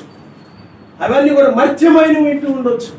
కానీ మహిమలోకి వచ్చిన తర్వాత ఇంకా శరీరానుసార శరీర విషయాల మీద మనం చూస్తాను. ఇంకా నీవు అది మరణం అనుంది. ఇప్పుడు నీవు మరణంలో నుండి జీవంలో దాటినప్పుడు, అనగా నిత్యత్వంలో దాటినప్పుడు, ఎందుకంటే ఆల్రెడీ నువ్వు జీవం కలిగి ఉన్నావు కాబట్టి, జీవము కలిగిన నీవు మరణంలో నుండి ఈ మహిమలోనికి వచ్చినప్పుడు, జీవం కలిగిన నీవు ఈ మహిమలోనికి వచ్చినప్పుడు నరా ఇంకా ఆత్మ సంబంధమైన సంగతుల మీదే నీకు మనసు, ఆయన కలుసుకోవాలని, ఆయన చూడాలని మహిమలో ఉన్నావు నీవు. నీలో ఏ పాపము కనపడదు, ఏ లోపము నీలో కనపడదు. పరిపూర్ణమైనటువంటి స్వరూపము కలిగిన వ్యక్తిగా, పరిపూర్ణముగా నీలో విశ్వాసము, సద్గుణము, జ్ఞానము, ఆశానిగ్రహము, సహనము, దైవభక్తి, సహోదర ప్రేమ ఇవి కలిగిన వారు నిత్యరాజ్యంలోనికి ప్రవేశిస్తారు. వాడు సమృద్ధిగా కలుగుతుంది. బైబిల్ చెప్తుంది నీలో ఏ సద్గుణము లోపము కనపడదు, అన్ని సద్గుణాలతో నీవు. ఆ సద్గుణాలను బట్టే ఇప్పుడు నీతి, సమాధాన, పరిశుద్ధాత్మ ఆనందము కలిగిన వ్యక్తిగా ఉంటావు. కాబట్టి ఇప్పుడు నీలో ఏ లోపము కనబడదు. ఇదిగో ఈమెలో ఈ పాపం ఉంది, ఈయనలో సహనం తక్కువగా ఉంది, ఈయనకి ఆవేశం ఎక్కువ, తొందర ఎక్కువ, దూకుడు ఎక్కువ. అర్థమైందా? అలాంటివన్నీ కూడా నీలో మొత్తం పోయి ఇప్పుడు నీవు ప్రేమ స్వరూపము కలిగిన వ్యక్తిగా ఉన్నావు. అది ప్రేమే మహిమ. ఆ తలరాయి ప్రేమ, ఆ ప్రేమే మహిమ. మహిమ కలిగిన వ్యక్తిగా నీవు ఉంటావు. ఏ లోపము నీలో కనబడదు, ఎందుకంటే నువ్వు నీతిమంతుడివి. నీకు ఆయన స్నేహం కలిగి ఉంది, అదే సమాధానము. ఆయన ఎందు ఆనందిస్తూ ఉన్నావు. లోకమందికి ఆనందించవు. లోక సంబంధమైన విషయాలు అప్పుడైతే నీకు తెలియకపోయి ఉండొచ్చు, ఎరగకపోయి ఉండొచ్చు, అప్పుడు ఈ బయలుపాటు కలగకపోయి ఉండొచ్చు. కానీ ఇప్పుడు ఈ బయలుపాటు కలిగినప్పుడు నీవు లోకములో వాటిని బట్టి, వీటిని బట్టి, ఆ రోడ్డు మీద కనబడేటువంటి ఆ బొమ్మలను బట్టి, లేకపోతే లోక సంబంధం ఆ షాపులను బట్టి, ఆ లైటింగ్లను బట్టి, ఆ చూసి ఈ చూసి అబ్బా ఎంత బాగుందో, ఎంత చక్కగా ఉందో, ఎంత అందంగా ఉందో అని నువ్వు ఆనందించుండొచ్చు. కానీ ఇప్పుడు ఈ మహిమలోకి వచ్చినప్పుడు ఆ మత్స్యమైన ఆనందం, అది తాత్కాలికమైన ఆనందం, అది నశించే ఆనందం నుండి నిత్యమైన ఆనందంలోకి వచ్చేసావు. 1000 ఏళ్ల కాలంలో ఉండేది ఇదే. ఎల్లప్పుడూ ఆ దేశములో ఆనందంగా ఉంటారు, పరిశుద్ధాత్మలో ఆనందిస్తూ ఉంటారు, నీతిమంతులుగా ఉంటారు, అందరూ సమాధానంతో ఉంటారు. ఇక్కడలాగా మీ దేశము, ఇది మా దేశము, మా ఆఫ్రికా, మీరు అమెరికా, లేకపోతే యూరోపియన్ కంట్రీస్, మీకు ఇండియా అని ఇక్కడ ఒక దేశానికి విభేదాలు ఉండొచ్చు. కానీ అన్ని దేశాల నుండి వచ్చిన వధువు ఆ పెళ్లి విందులో ఉంటుంది, ఆ రాజ్యములో ఉంటుంది. కానీ అక్కడ ఏ విభేదాలు, దేశ భేదాభిప్రాయాలు ఉండవు, కుల భేదాభిప్రాయాలు ఉండవు, రంగు భేదాభిప్రాయాలు ఉండవు. అందరూ కూడా నీతి, సమాధానము, పరిశుద్ధాత్మేంద్ర ఆనందముతో నీవు ఒకప్పుడు గర్వముతో ఉండేవాడు, నిన్ను నువ్వు హెచ్చించుకొని ఉండేవాడు. అందరికంటే నేనే నీతిమంతుడిని, అపరిచయుని వలె, అందరికంటే నేనే పరిశుద్ధుడిని, అందరికంటే నేను ఎక్కువగా బాగా ప్రార్థన చేస్తున్నాను, అందరికంటే నేనే ఎక్కువగా క్రియలు కలిగి ఉన్నాను, నా వలె ఎవరు లేరు అని పరిశీలి వలె నిన్ను నువ్వు హెచ్చించుకుంటూ ఉండేవాడివి. కానీ మహిమలోనికి వచ్చేసినప్పుడు ఆ సుక్కర వలె నిన్ను, అయ్యా నేను దోషిని, నేను అపరాధిని అని ఆయన సన్నిధిలో నిన్ను తగ్గించుకున్నట్టు ద్వారా ఏమైపోయి చెప్పండి, ఇప్పుడు నీవు మహిమను నువ్వు కలిగి ఉన్నావు. అంటే హెచ్చించబడ్డావు, మహిమను ధరించుకుని నీవు హెచ్చించబడ్డావు. ఆయన అందుకనే లోపము కలిగిన దాన్ని నన్ను అంగీకరించడు, తీసుకొని వెళ్ళడు. నువ్వు ఏదైనా ఒక షాప్కి వెళ్ళినప్పుడు, ఏదైనా వస్తువు కొనేటప్పుడు అన్నీ బాగున్నాయా లేవా, అన్నీ బాగున్నాయా లేవా, మళ్ళీ నీ భార్య చూస్తుంది, ఏది కివ్వండి ఉంటుంది, నువ్వు దాన్ని తీసుకుంటావు, ఆమె కూడా అలా ఇలా ఇలా అలా అలా తిప్పుతుంది. అవునా? ఆ విధంగా తిప్పిన తర్వాత ఏమీ లేదులేండి అంటదాము, ఏమి లోపం లేదు, అన్నీ బాగున్నాయి అండి. అప్పుడు నీవు కూడా నేను చూసిందే కదా, నా భార్య కూడా చూసిందే కరెక్టే అనుకుంటావు, బాగానే ఉంది, ఏ లోపం లేదు, నువ్వు కొంటావు. నీవు ఈ లోక సంబంధమైన వాటిని కొనే వాటి విషయంలో ఏ లోపము లేకుండా ఉన్నదానిని కొంటూ ఉన్నప్పుడు ఆయన తీసుకుని వెళ్ళేటువంటి ఆ రాజ్యము అది అతి పరిశుద్ధమైనది కాబట్టి, అది ఏ పాపము లేనిది కాబట్టి, ఆ రాజ్యములో ఏ ముడత మచ్చ కళంకము ఏమీ లేకుండా అది మహిమగల రాజ్యము కాబట్టి, ఆ రాజ్యంలోనికి తీసుకుని వెళ్ళేటప్పుడు కూడా ఏ లోపము లేని దానినే ఆయన తీసుకుని వెళ్తున్నాడు.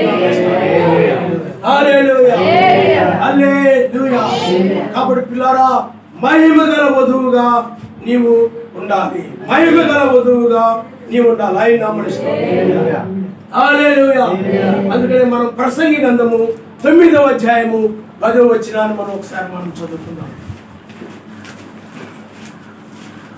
ప్రసంగి గ్రంథము 9వ అధ్యాయము 10వ వచనం.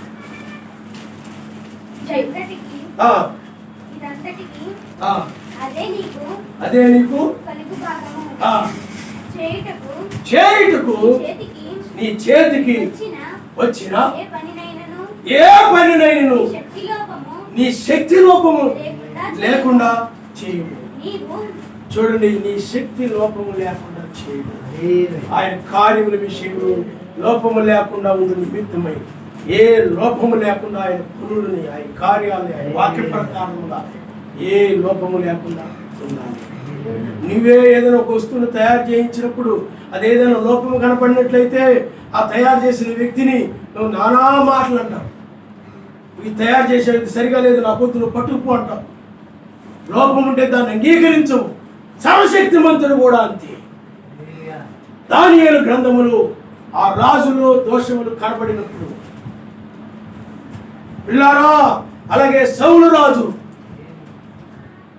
జీవితంలో దోషాలు అంటే జనులు చెప్పినట్టు నడిచాడు, సర్వశక్తిమంతుడు చెప్పినట్లు నడవకుండా.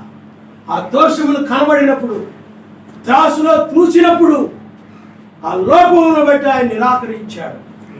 అందువలన ఆయన ఏ లోపము లేనటువంటి వధువుని తన భార్యగా 1000 ఏళ్ళు తనతో నిత్యత్వమును ఉంచుకుంటూ కొరకై, అనగా ఆయనతో ఉండు కొరకై ఆయన తీసుకుని వెళ్ళేందుకు వచ్చాడు. కాబట్టి ఇప్పుడు ఆయన వంటి మహిమను నీకు ఇస్తున్నాడు. కాబట్టి ఏ లోపము లేని వధువుగా ఈ సమయంలో నీవు ఉండాలి. ఆయన మహిమతో ప్రకాశిస్తున్నాడు.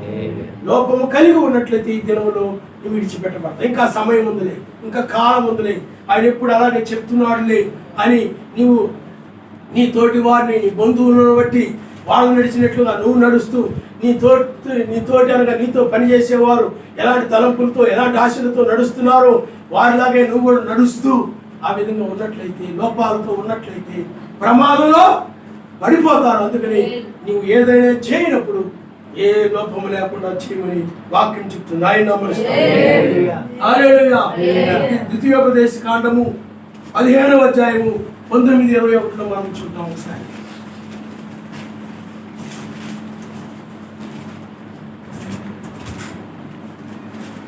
ద్వితీయోపదేశ కాండము 15వ అధ్యాయము 19-21 త్వరగా చదవాలి.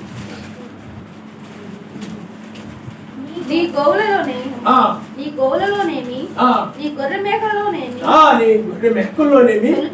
తొలిచూలు ప్రతి మగదానిని సర్వశక్తిమంతుడైన యావేకు ప్రతిష్ఠింపవలెను. నీ కోడెలలో తొలిచూలు దానితో పని చేయకూడదు. నీ గొర్రె మేకలలో తొలిచూలు దానిని బొచ్చు కత్తిరింపకూడదు. యావే ఏర్పరచుకొను స్థలమున నీవును నీ ఇంటి వారును నీ సర్వశక్తిమంతుడైన యావే సన్నిధిని ప్రతి సంవత్సరము దానిని తినవలెను. దానిలో లోపము దానిలో లోపము అనగా అనగా దానికి దానికి గుడ్డితనమైనను ఆ గుడ్డితనమైనను గుడ్డితనమైన మరి ఏ లోపమైనను ఉండిన ఎడల ఈ సర్వశక్తిమంతుడైన యావేకు దాన్ని అర్పింపకూడదు. ఆయన నామనిస్తాడు. లోపము కలిగిన దాన్ని అర్పింపకూడదని అది ఆవులు ఆ యొక్క గేదెల్లో కానీ లేకపోతే ఆవుల్లో కానీ లేకపోతే పక్షుల్లో కానీ దేనిలోనైనా కానీ మంచి వాటిని ఆ ఓడలోని చేర్చాడు ఆయన. ఏ లోపము లేని వాటిని. అలాగే అక్కడ పాత నిబంధన కాలంలో అర్పించేటప్పుడు ఒక పౌరము కావచ్చు, ఒక దూడ కావచ్చు, ఒక మేక కావచ్చు, ఒక గొర్రె కావచ్చు, ఏ లోపము లేకుండా. కాబట్టి ఆయన ఎప్పుడు కూడా మనం చూసినట్లయితే లోపాలు కలిగిన వాడిని అంగీకరించడానికి మనం గ్రహించాలి. ఏదో ఒక లోపం ఉంది, పర్లేదులే, ఆయన సంతృప్తిపోతలే, పర్లేదులే, పానీలే ఆయన అనుకోడు. కాబట్టి అందుకని నీవు లోకాన్ని పూర్తిగా నీవు విడిచిపెట్టవలసిన సమయం ఇదే. నశించే దేనిని కూడా నువ్వు ప్రేమించకూడదు. ఒకప్పుడు నువ్వు వాటిని ప్రేమించి ఉండొచ్చు.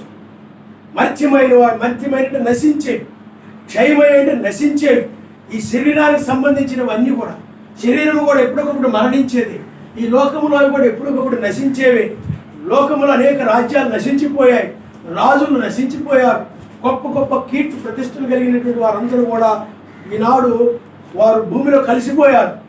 వారి ఖ్యాతంతా భూమిలో కలిసిపోయింది. కాబట్టి ఇవన్నీ కూడా మర్త్యమైపోయేటటువంటివి, నశించేవి. అందువలనే నశించే దానిని విడిచి నాశనం లేని దానిని, అక్షయమైన దాన్ని, అందుకని నీతికి నాశనము లేదు. మీకు అర్థమవుతుందండి? నీతికి నాశనము లేదు, సమాధానముకి నాశనము ఎప్పుడు సమాధానం. గాయకి నీకు మధ్య ఇంకా ఏ విభేదం రాదు. నీతిమంతులుగా ఉండవు, ఎప్పుడు ఇక దుర్నీతిగా ఉండవు. దుర్నీతి బోధనం, దుర్నీతి సంఘాలు, దుర్నీతి, చెడ్డ నీతి అవి ఇంకా ఎప్పుడు కూడా లోకమంది ఆనందించు, ఎల్లప్పుడూ ఆయన ఆనందిస్తాం. అందుకని ఇది స్థిరమైనటువంటిది, స్థిరమైన రాజ్యం.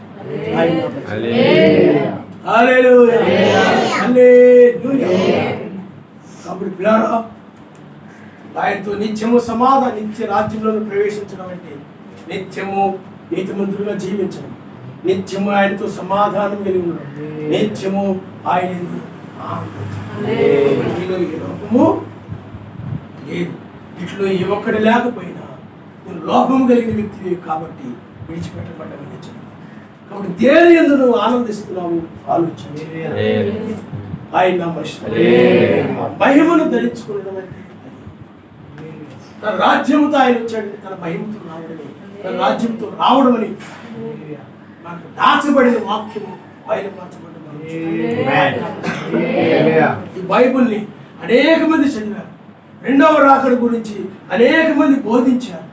కానీ ఆ దినం ఎప్పుడు, ఆ జాము ఎప్పుడు, ఆ గడి ఎప్పుడు ఎవరు చెప్పలేరు. కానీ ఆ బలిష్ఠకు దూత ఆయనే ప్రత్యక్షమై కూడా ఆయన బయలుపరిచాడు. 93లో ప్రకాశవంతమైన దూత నడుచుకుంటున్న దగ్గరకు వచ్చి కొన్ని విత్తనాలు చేతులు పోసి, ఏమిటి చెప్పండి? వాక్యం. కాలమునకు ఇవ్వబడిన వాక్యము, వాక్యము ఉంది, బయలుపరచబడిన వాక్యము.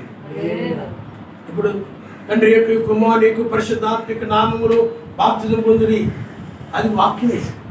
కానీ బయలుపరచబడిన వాక్యం ఏమిటి చెప్పండి? ఆయన ఒక్కడే, తండ్రి ఆయనే, కుమారుడు ఆయనే, పరిశుద్ధాత్మ ఆయనే. కాబట్టి తన ప్రజలను వారి పాపం ఆయనే రక్షించును. కాబట్టి ఆయనకు ఆ యేసు అని బైబిల్లో రాయబడింది, యాషువా అని పేరు పెట్టబడింది. కాబట్టి ఆ రక్షణ నామం. కాబట్టి ఆ నామంలో బాప్తిజం పొందాలి. అది తెరవబడిన వాక్యం. ఆయన అలా తెరవబడలేదు కాబట్టి ముగ్గురు దేవుళ్ళు, ముగ్గురు బాప్తిజం. ఈనాడు మనకు తెరవబడింది. రాగానే ఉంటారు వాని క్రీస్తు ప్రతిఫలాన్ని ఆయన ఏ విధంగా ఇస్తున్నారు. కాబట్టి ఇవన్నీ చూస్తూ కూడా, ఇవన్నీ ఎరిగి ఉండి కూడా నీవు అంగవైకల్యం కలిగిన వ్యక్తిగాను, నీవు ఆ వాక్యము చేత స్నానము చేయబడి సరిగా శరీరము తడవనటువంటి, ఆ పాపం పోనటువంటి, లేకపోతే అపవిత్రత పోనటువంటి వ్యక్తిగా నీవు ఉన్నావేమో ఆలోచన చేసుకో. ఆ లోపం కనబడుతుంది దగ్గర నుంచి. ఈ పిల్లలు ఎవరైనా స్నానం చేసి వచ్చారనుకోండి, తల స్నానం చేసి రాగానే ఒరే ఏంటని కాడు సరిగ్గా తనలేదంటరా, అక్కడ మురికాలా ఉండిపోయింది ఏంటరా, ఇదంతా రుద్దుకొని నువ్వు కడుక్కోవాలి కదా, ఈ మోచే అంతా నువ్వు రుద్దుకోవాలి కదా, మెడంతా ఏంట్రా, మట్టి ఏంట్రా అంటారు. సర్వశక్తిమంతుని విషయం మహిమతో కనబడ్డావనంటే నీలో ఏ మురికి ఏమి ఏ పాపం నీ శరీరంలో కనబడదు. నీ జీవితంలో ఏ దోషము నీ జీవితంలో కనబడదు. అందుకని నాలో పాపం ఉన్నదని ఎవరు చూయించగలరు, ఎవరు చేయగలరు? ఆయన హల్లెలూయా. 2వ సమూయేలు 14:25 ఒకసారి చదువుతున్నాం. 2వ సమూయేలు 14:25.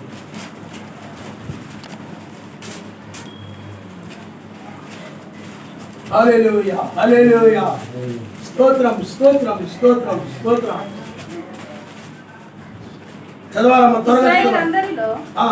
అబ్షాలోమంత సౌందర్యము గలవాడు ఒకడును లేడు. అరికాలు మొదలుకొని చూడండి, అరికాలు మొదలుకుంటే ఉదకము వరకు, అంటే శిరస్సు అరికాలు వరకు ఏ లోపము అతని యందు లేకపోయేను. ఏ లోపము అతని యందు లేకపోయింది. తన తల వెంట్రుకలు చూడండి, అబ్షాలోములో చూడడానికి మనిషి చాలా అందమైన వాడు. ఇదిగో ఇక్కడ అందంగా లేడు అనడానికి లేదు, బాగా లోకాన్ని ఆకర్షించడానికి చాలా అందంగా కనబడుతుంది అబ్షాలోము. కానీ ఆత్మీయ జీవితంకి వచ్చేటప్పటికి అతడు దావీదు అనేటువంటి తన తండ్రి మీద తిరుగుబాటు చేసిన వాడుగా, సర్వశక్తిమంతుని వాక్యములకు లోబడని వాడుగా మనం అబ్షాలోముని అతడు చివరకు అతడు చనిపోయినట్లుగా మనం చూస్తాం. ఆయన హల్లెలూయా, హల్లెలూయా. కానీ పైకి సౌందర్యం కలిగిన వాడే, కానీ ఏ లోపము లేదు. కళ్ళు బాగానే ఉన్నాయి, చెవులు బాగానే ఉన్నాయి, నోరు బాగానే ఉంది, ఏమండి జుట్టు బాగానే ఉంది, చేతులు కాళ్ళు అన్నీ బాగానే ఉన్నాయి. కానీ హృదయం బాగలేదు, హృదయము బాగలేదు. చాలా మంది పైకి చాలా సౌందర్యంగా కనపడతారు. సౌందర్యాన్ని చూసి మోసపోవద్దు. అందము మోసకరము, సౌందర్యము వ్యర్థము. అది సర్వశక్తివంతులు ఇచ్చిన సౌందర్యం అయితే మంచిది, కానీ కల్పించుకున్న సౌందర్యం మంచిది కాదు. మేకప్లు వేసుకొని అవి ఇవి చేసిన సౌందర్యము మంచిది కాదు, అది దయ్యము. కాబట్టి అబ్షాలోము సౌందర్యవంతుడిగా కనబడుతున్నాడు, ఏ లోపము కనబడటం లేదు. కానీ వాక్యము దగ్గరకు వచ్చేటప్పటికి ఏమైపోయింది చెప్పండి, లోపము కలిగిన వాడుగా ఉన్నాడు. చాలా మంది క్రైస్తవులు ఇప్పుడు అదే విధంగా ఉంటారు. ఆ చర్చిలకు వెళ్ళేటప్పుడు చాలా అందంగా తయారైపోయి, నీట్గా తయారైపోయి, ఆ యొక్క పౌడర్ మొత్తం పూసుకోవద్దని నేను అంటలే, అది మీ ఇష్టం. శుభ్రత కోసము ఎదుటి వాళ్ళకి చెడ్డ వాసనలు రాకూడదును, నువ్వు ఏ సువాసన వచ్చింది రాసుకుంటావు, ఏదో మంచిదని కాదంటలే. కానీ నీవు ఎంతో గొప్పగా తయారీ వచ్చి ఇక్కడ గనక ఆయన సన్నిధిలో గనక నీ ఉదక స్నానం వాక్యం చేత కనుక చేయబడకపోయినట్లయితే ఏమి అదే ఈ గంగనితో అలంకరణ అందంగా తయారైపోయి నువ్వు చర్చికి తయారైపోయి వచ్చి, కాబట్టి చాలా చక్కగా తయారైపోయి వచ్చి అందం మీద మనసు పెట్టు, అది వ్యర్థం, అది మోసం అని చెప్పి అది వ్యర్థమైపోద్ది. ఒకటి ఎప్పుడొకప్పుడు అందం ఎల్లకాలం ఉండదు. నువ్వు ఈ రోజున బాగుండొచ్చు, రేపు ఏదైనా బాగలేకపోతే ఆ మంచులో పడుకొని ఉంటావు. నిన్న నువ్వు అందంగా కనపడి ఉండొచ్చు, మంచి బట్టలు వేసుకుంటావు, మరుసటి రోజు ఏమి బాగలేకపోతే ఆ మంచులో పడుకొని ఉంటావు. కాబట్టి కొయ్యి అని మునుగుతూ ఉంటావు, జుట్టు చెదిరిపోయి ఉంటుంది, జిడ్డు మొహం తయారైపోయి ఉంటుంది, కాబట్టి చాలా అసహ్యంగా తయారైపోయింది, మొహం అంతా లాగేస్తుంది, నల్లగా అయిపోద్ది. మరి అందం ఏమైపోయింది? వ్యర్థము, అందాన్ని నమ్ముకోవద్దు. అందుకనే ఆయన స్వరూపమైన సొగసైనను ఆయన లేనివాడు. ఆయన అందగాడైనట్లయితే అనేక మంది ఆయన వెంబడించేవారు, కానీ ఆయన గుణ సంపన్నుడు. ఆయన గుణం ఏమిటంటే ప్రేమే ఆయన గుణం. ఆయన వెంబడిస్తారు. హల్లెలూయా, హల్లెలూయా. విశ్వాసము మనకు కావాలి, సద్గుణము మనకు కావాలి, ఆశా నిగ్రహము మనకు కావాలి, సహనము మనకు కావాలి, దైవభక్తి మనకు కావాలి, సోదర ప్రేమ మనకు కావాలి. కానీ ఆయనకి ఏమీ అవసరం లేదు. ఎందుకనండి ఆయన ఇవన్నీ ఎప్పుడో కలిగిన వాడు, ఆయన మనకి ఇచ్చేవాడు. ఆయన ఇవన్నీ ఆయన యొద్ద నుండి వచ్చేవి, ఆయన యొద్ద నుండి మనం నేర్చుకున్నాము. ఆయన ఎవరి యొద్ద నేర్చుకోవాల్సిన పని లేదు. ఆయన పరిపూర్ణుడు, ఆయన పరిపూర్ణమైన ప్రేమ కలిగిన వాడు. ఆయన వంటి ప్రేమ కలిగిన వారు మరెవ్వరూ లేరు. ఆయన ఓ ప్రేమ కలిగిన వారిలో ఏ లోపము కనబడదు. ఆ ప్రేమే మహిమ. ఆ తర్వాత మనము 2వ దినవృత్తాంతము 7వ అధ్యాయము 11వ వచనాన్ని మనం చదువుతాం. 2వ దినవృత్తాంతము 7వ అధ్యాయము 11వ వచనం.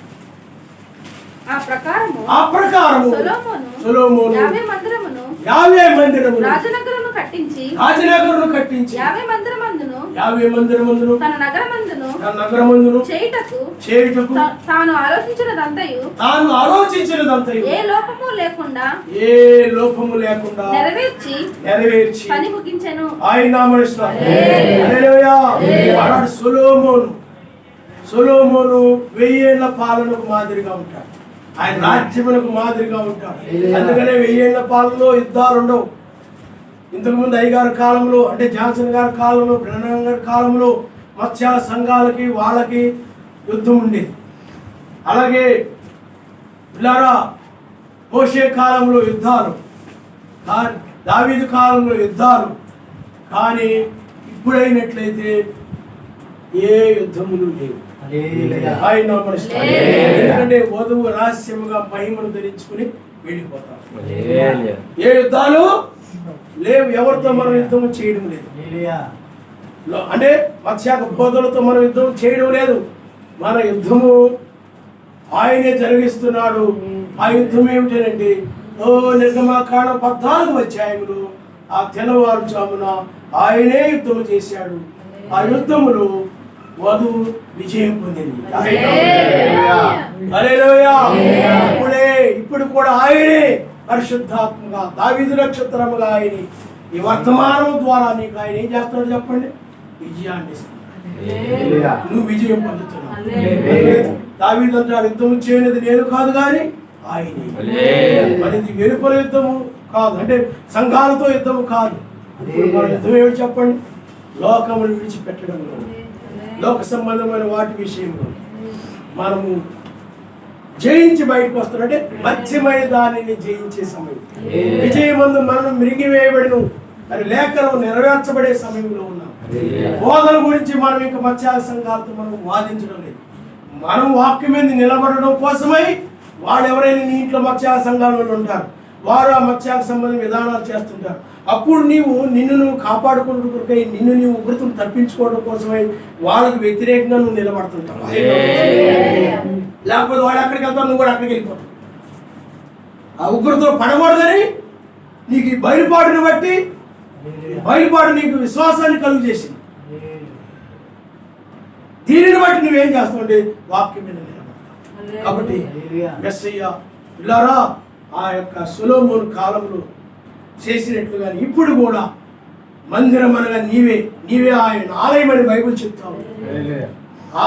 ఏ లోపము లేకుండా ఆ మందిరము, ఆ నగరి అక్కడ కట్టబడి రీతిగానే నిన్ను కూడా ఏ లోపము లేనటువంటి ఒక మందిరముగా, ఒక ఆలయముగా మీరైనా ఆలయమై ఉన్నారు వాక్యం చెప్తావు. ఇప్పుడు ఏ లోపము లేని దానిగా తన మహిమతో నింపుతున్నాడు ఆయన.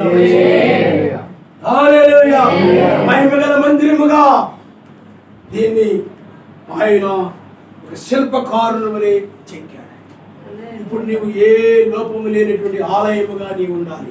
మీరైనా ఆలయమై ఉండాలి. ఇవన్నీ లోకంలో ఈ మందిరాలన్నీ ఒక దినాన క్షయమైపోతాయి, నశించిపోతాయి, ఆరాధించుకున్న మందిరాలని కూడా. కానీ ఈ శరీరం అనే మందిరములకు నాశనము లేదు. ఇది అమర్చితులు ధరించుకొని నీలో మత్స్యమైనది ఉన్నంత కాలము ఈ మత్స్యమైన శరీరం అమర్త్యమైనదిగా మారదు. అందుకనే మత్స్యమైన దాన్ని వెలుపల నమ్మనాన్ని పిలుస్తున్నాడు. ఎవరైతే మత్స్యమైన ఆలోచనలు, అంటే లోక సంబంధమైన ఆలోచనలు, ఆశలు, ఆ క్రియలు అవన్నీ కూడా విడిచిపెట్టేసి ఇవి ధరించుకుంటారు ఆయన ఎదుర్కోవడం కోసం, ఆయన కలుసుకోవడం కోసం. వారి శరీరమే మార్పు. ఇది మారకుండా, లోకాశలు పోకుండా, ధనాపేక్షలు పోకుండా, లోక సంబంధం వాటి మీద ప్రేమ పోకుండా, నీ ఇంట్లో ఉన్నటువంటి నీ వాటి మీద ప్రేమ పోకుండా, నీ శరీరం మీద కూడా ప్రేమ పోకుండా నీవు ఉన్నట్లయితే నీ శరీరం మారదు. అందుకని ఒకప్పుడు నీ శరీరాన్ని బాగా ప్రేమించేవాడు. ఇంట్లో కూడా తినకపోయినా నువ్వు మాత్రం అయిన తెచ్చుకొని ఎదురు పెట్టుకొని తినేసేవాడు. బయట నుంచి బిర్యానీలో, జాయింట్లో, నూడిల్స్ అవి తెచ్చుకొని ఏం చేసేవాడు చెప్పండి? బాగా ప్రేమించి నీ శరీరాన్ని ప్రేమించుకొని బాగా ఎక్కువ కాలం బ్రతకాలని, బాగా బలంగా ఉండాలని బాగా తినేసేవాడు. ఏకలకి రోజు మార్చుడు ప్రాణాన్ని ప్రేమించి. ఇప్పుడు ఏమైపోయింది చెప్పండి? ప్రాణాన్ని ద్వేషించి ఆయనను ప్రేమిస్తున్నాడు. హల్లెలూయా. ప్రాణం ముఖ్యం కాదు, ఆయన. యూదులు అంటున్నారు మా ప్రాణాలు మా ముఖ్యం కాదండి, ఆయన ముఖ్యం అంటున్నారు. మహిమలో ఉన్నావు కాబట్టి అలాంటి ఏ లోపములు లేకుండా అంత గొప్ప మహిమగల బిడ్డలుగా, సమాజముగా, వధువుగా ఈ చివరి కాలంలో నిలబెట్టుకుంటున్నాడు ఆయన. నువ్వు గనక ఉదయం మనం నేర్చుకునే రీతిగా ఈ మాటలు ఉదయంలో దాచుకోకుండా బయటికి వెళ్ళిపోయి నేను మా మహిమను ఏ లోపము లేని వ్యక్తిగా, మహిమగల వధువుగా నేను ఉండాలి, మహిమగల ఆలయముగా నేను ఉండాలి. నీవే ఆలయం, నీ శరీరమే ఆలయం. నా శరీరం మహిమగల ఆలయముగా ఉండాలని నువ్వు ఇక్కడ అనుకొని ఇంటికి వెళ్ళిపోయి ఆయన్ని మర్చిపోయి లోపాలతో జీవిస్తూ, మాటల్లో బూతులు తిడుతూ, సహనం లేకుండా, కోపముతో, ద్వేషముతో ముఖం మార్చుకుంటూ ఇలాగ ఉంటూ ఏమండి అన్యాయాలు లేకపోతే ఇలాగ ఉన్నట్లయితే ప్రమాదంలో పడిపోతారు. కనుక లోపములతో ఉండకూడదు, మహిమలోనికి రావాలి. ఈ మహిమలోనికి వచ్చినప్పుడు నీతి, సమాధానం, పరిశుద్ధాత్మ, ఆనందం కలిగి ఉన్నప్పుడు నీలో ఏ లోపం లేనట్టే. నిన్నెవరు నాశనం చేయలేరు. రక్షించబడే వ్యక్తిగా, మందిరముగా నీవు ఉంటావు. ఆయన మహిమతో వస్తాడని తీతు పత్రికలో రాయబడింది. ఈనాడు ఆయన తన మహిమతో ఆయన వచ్చాడు. నిత్య మహిమ. ఈ మహిమ నిత్యము ఉంది. పరిశుద్ధ పర్వతం మీద ఆయన మహిమను ప్రదర్శించాడు. అది తాత్కాలికమైన మహిమ మాత్రమే. దర్శనం అనేది తాత్కాలిక, అంతసేపు కనపడిన తర్వాత కనపడదు. కానీ ఇది నిత్యము ఉండేటువంటి, నిత్యము మహిమలో ఉంటావు. అందుకనే మెస్సయ్య మరణం నుండి తిరిగి లేచిన తర్వాత ఆ మహిమలో నిత్యము ఆయన ఉన్నారు. ఇప్పుడు అదృశ్యముగా ఆయన వచ్చాడు. మనం ఆయన ఉన్నట్టుగా మనం చూస్తాం. ఆయన మహిమలో ఉంటాడు. మనం కూడా మహిమ శరీరం ధరించుకొని ఆయన మనం చూస్తాం. రూపాంతరం పొందాకే ఆయన మనం కలుసుకుంటాం. ఆయన అమడిస్తాడు. అందుకని ఇప్పుడు ఆయనే ఎక్కిరముని పిలుస్తున్నాడు.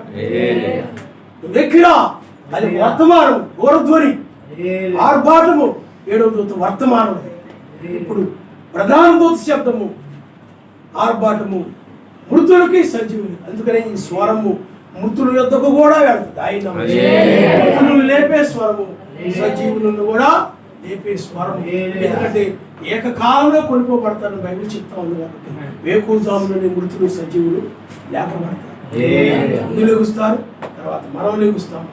ఏకంగా కొనుక్కోబడతామని తెల్లవారుజామేనే మనం బైబిల్లో 8:4-3లోనే మృతులు, సజీవులు లేచిన ఆధారాలు, లేఖనాలే అన్నీ కూడా. ఆ సొంతం ఏమీ లేదు, నీ సొంతం ఏమీ లేదు.